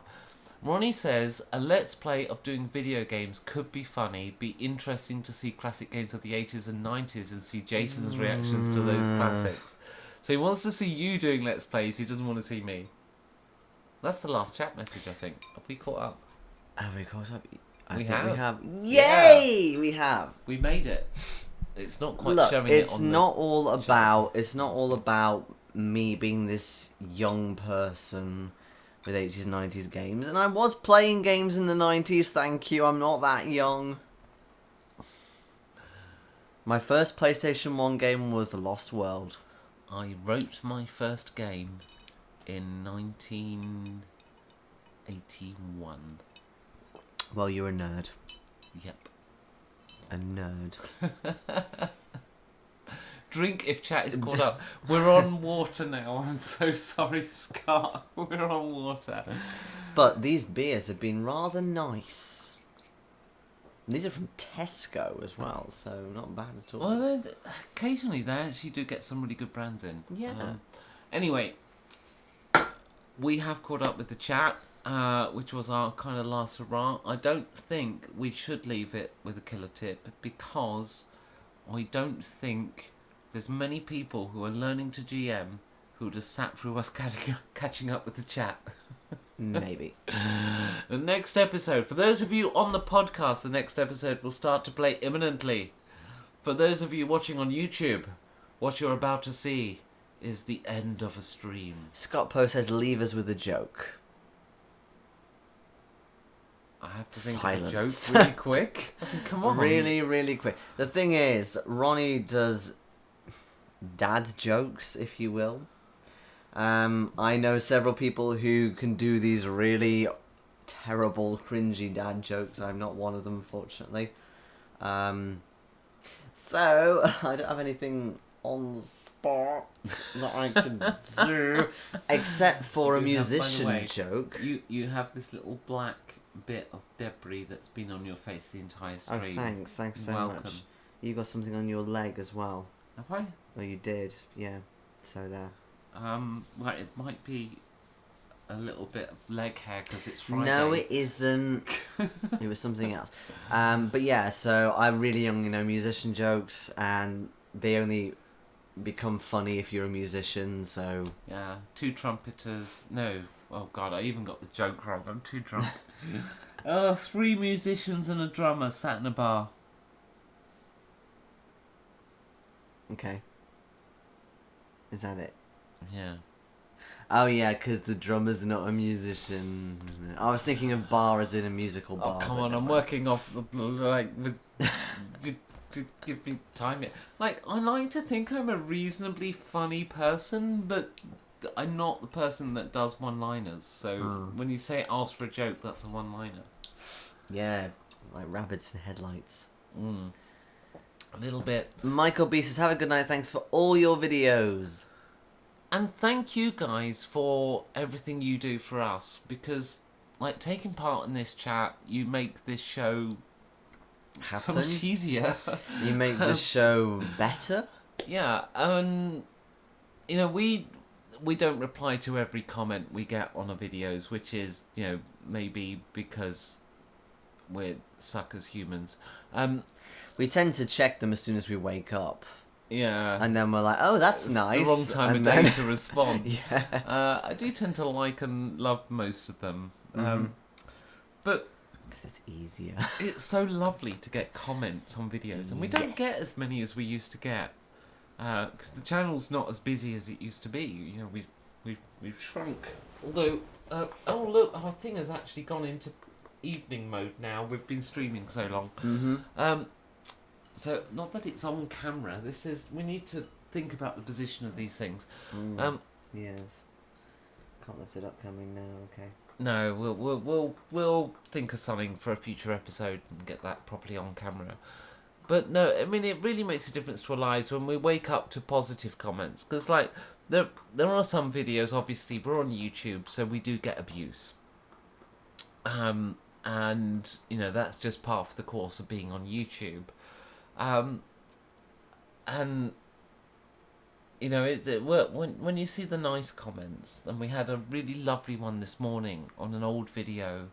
It was actually one of the first videos that we'd done together. Yeah. And actually. it was a really, really heartwarming, nice comment, and it was so nice to wake up to that. And so thank you, because it really makes a difference in a way to our quality of life, and to know that we're appreciated for what we do. So thank you. Morse has a question. Any news about the upcoming Con Plus, he asks.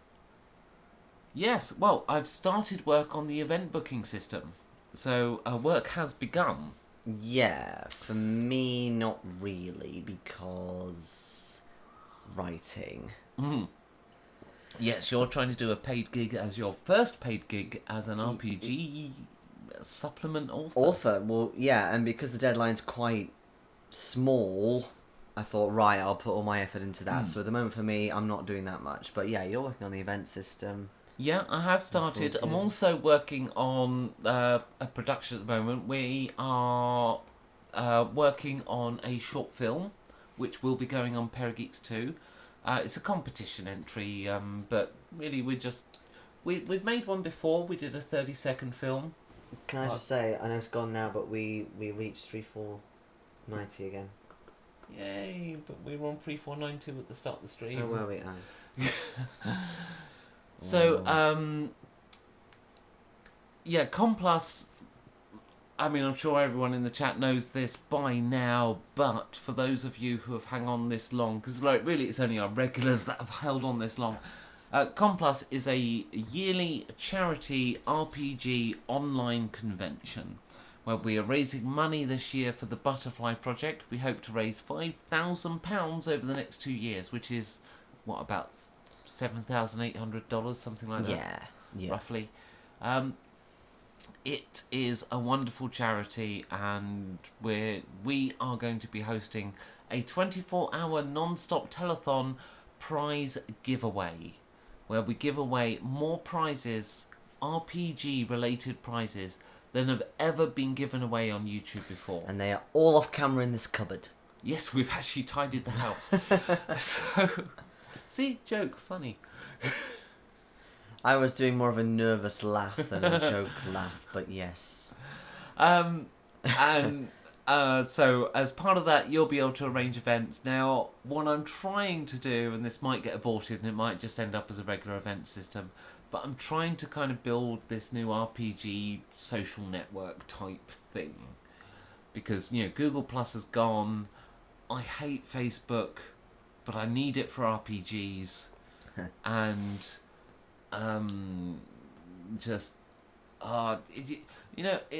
it started showing me adverts today for Grand Theft Auto 5. Well, you know why. Because I had a conversation with somebody at work about the game I'm playing, and I said it's quite similar to GTA 5. Facebook was listening to that conversation and is now showing me ads for GTA 5. Seriously, how have we lost this much privacy? I want to get rid of all of that from my life. So I thought I'd have a stab at trying to make a kind of this sort of Reddit/Discord/Facebook hybrid system that's dedicated to RPGs. So that's what I'm trying to do, but I don't know if I can do that in time. So we will at least have an event booking system soon, and you'll be able to create RPG events. People will be able to join it. It'll hook you up, deal with all your chat. The following year we'll have a mobile app, so you can have push notifications when your games are starting and stuff. We won't be doing that for this year. And yeah, just it's going to be a cool event, and we're doing it all for charity. So take part, join in, win prizes. Ronnie says, you are appreciated and respected by us here. Oh, thank you. Yes, we are. I respect you guys very much. Scott Poe says, RPG with DBJ clued me into you guys last year for Con Plus 1. Instant strong platonic like for you both. Hooray. Yeah, I remember. You know what? I don't think we ever publicly released the DBJ interview. I'm going to try to remember to do that this week. Do we not? No. Oh, well, that was one that must you have did done with something. him, so I thought that we well, did. we had it during the telethon, but we never actually released it Oh, I as a standalone see. video. Yeah, okay. But yes, I remember that bit very well because you were editing his little, "Hello, I am DBJ." Yeah. And just this voice he has. And it's like, yeah, you did a really cool interview with him. A bit like the one I did with Sly Flourish, and that we basically just chatted, and it was nice. Yeah. And I'm I thinking, really like talking to DBJ because I wish I could do more with him because he role plays in I think quite a similar way to us. yeah. But But it's also, time zone. I was really grateful, and it kind of think the same thing about yours, in that it's like they're taking like an hour out of their day just to chat with us about role-playing games, and that's really cool. Yeah, I mean, DBJ obviously, he's an accomplished RPG author. When we say DBJ, we're talking about Dave Breon Jackson, Or who DBJ. writes for Critical Hit Publishing. But he actually has a day job. I don't know if he talks about that outside, so not going to mention it. But like, the guy gets up before the crack of dawn every day and does a stream in the early hours. Like he does it American early time enough that early we hours. could watch it technically. The day before. Yeah, We could watch yeah. it the day before. And it's like, how early do you Or day get up? after, I suppose. Would it be? No. It's he does it about 10 o'clock our time, which in America is really early. Yeah. But we'd be the day after. So we'd watch it in... No. Yes. No. We'd be 10 p.m. No. On it 10 a.m. 10 a.m.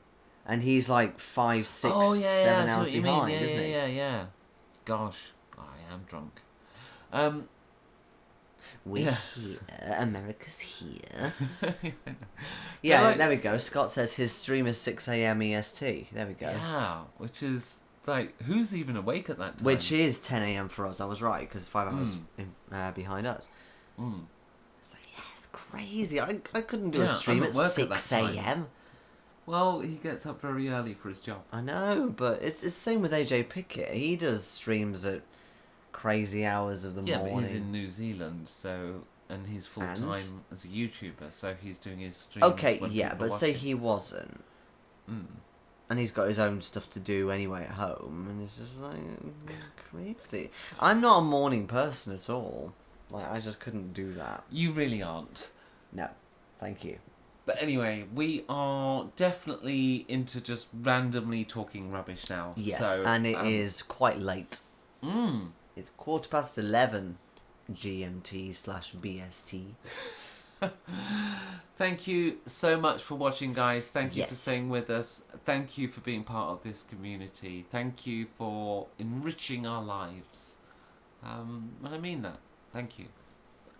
We will see you next week. Or I will. Yeah, I'm sorry I'm not gonna be here, but I will be here in spirit. I might even tune into the chat depending on what is happening in the pub, so we'll see.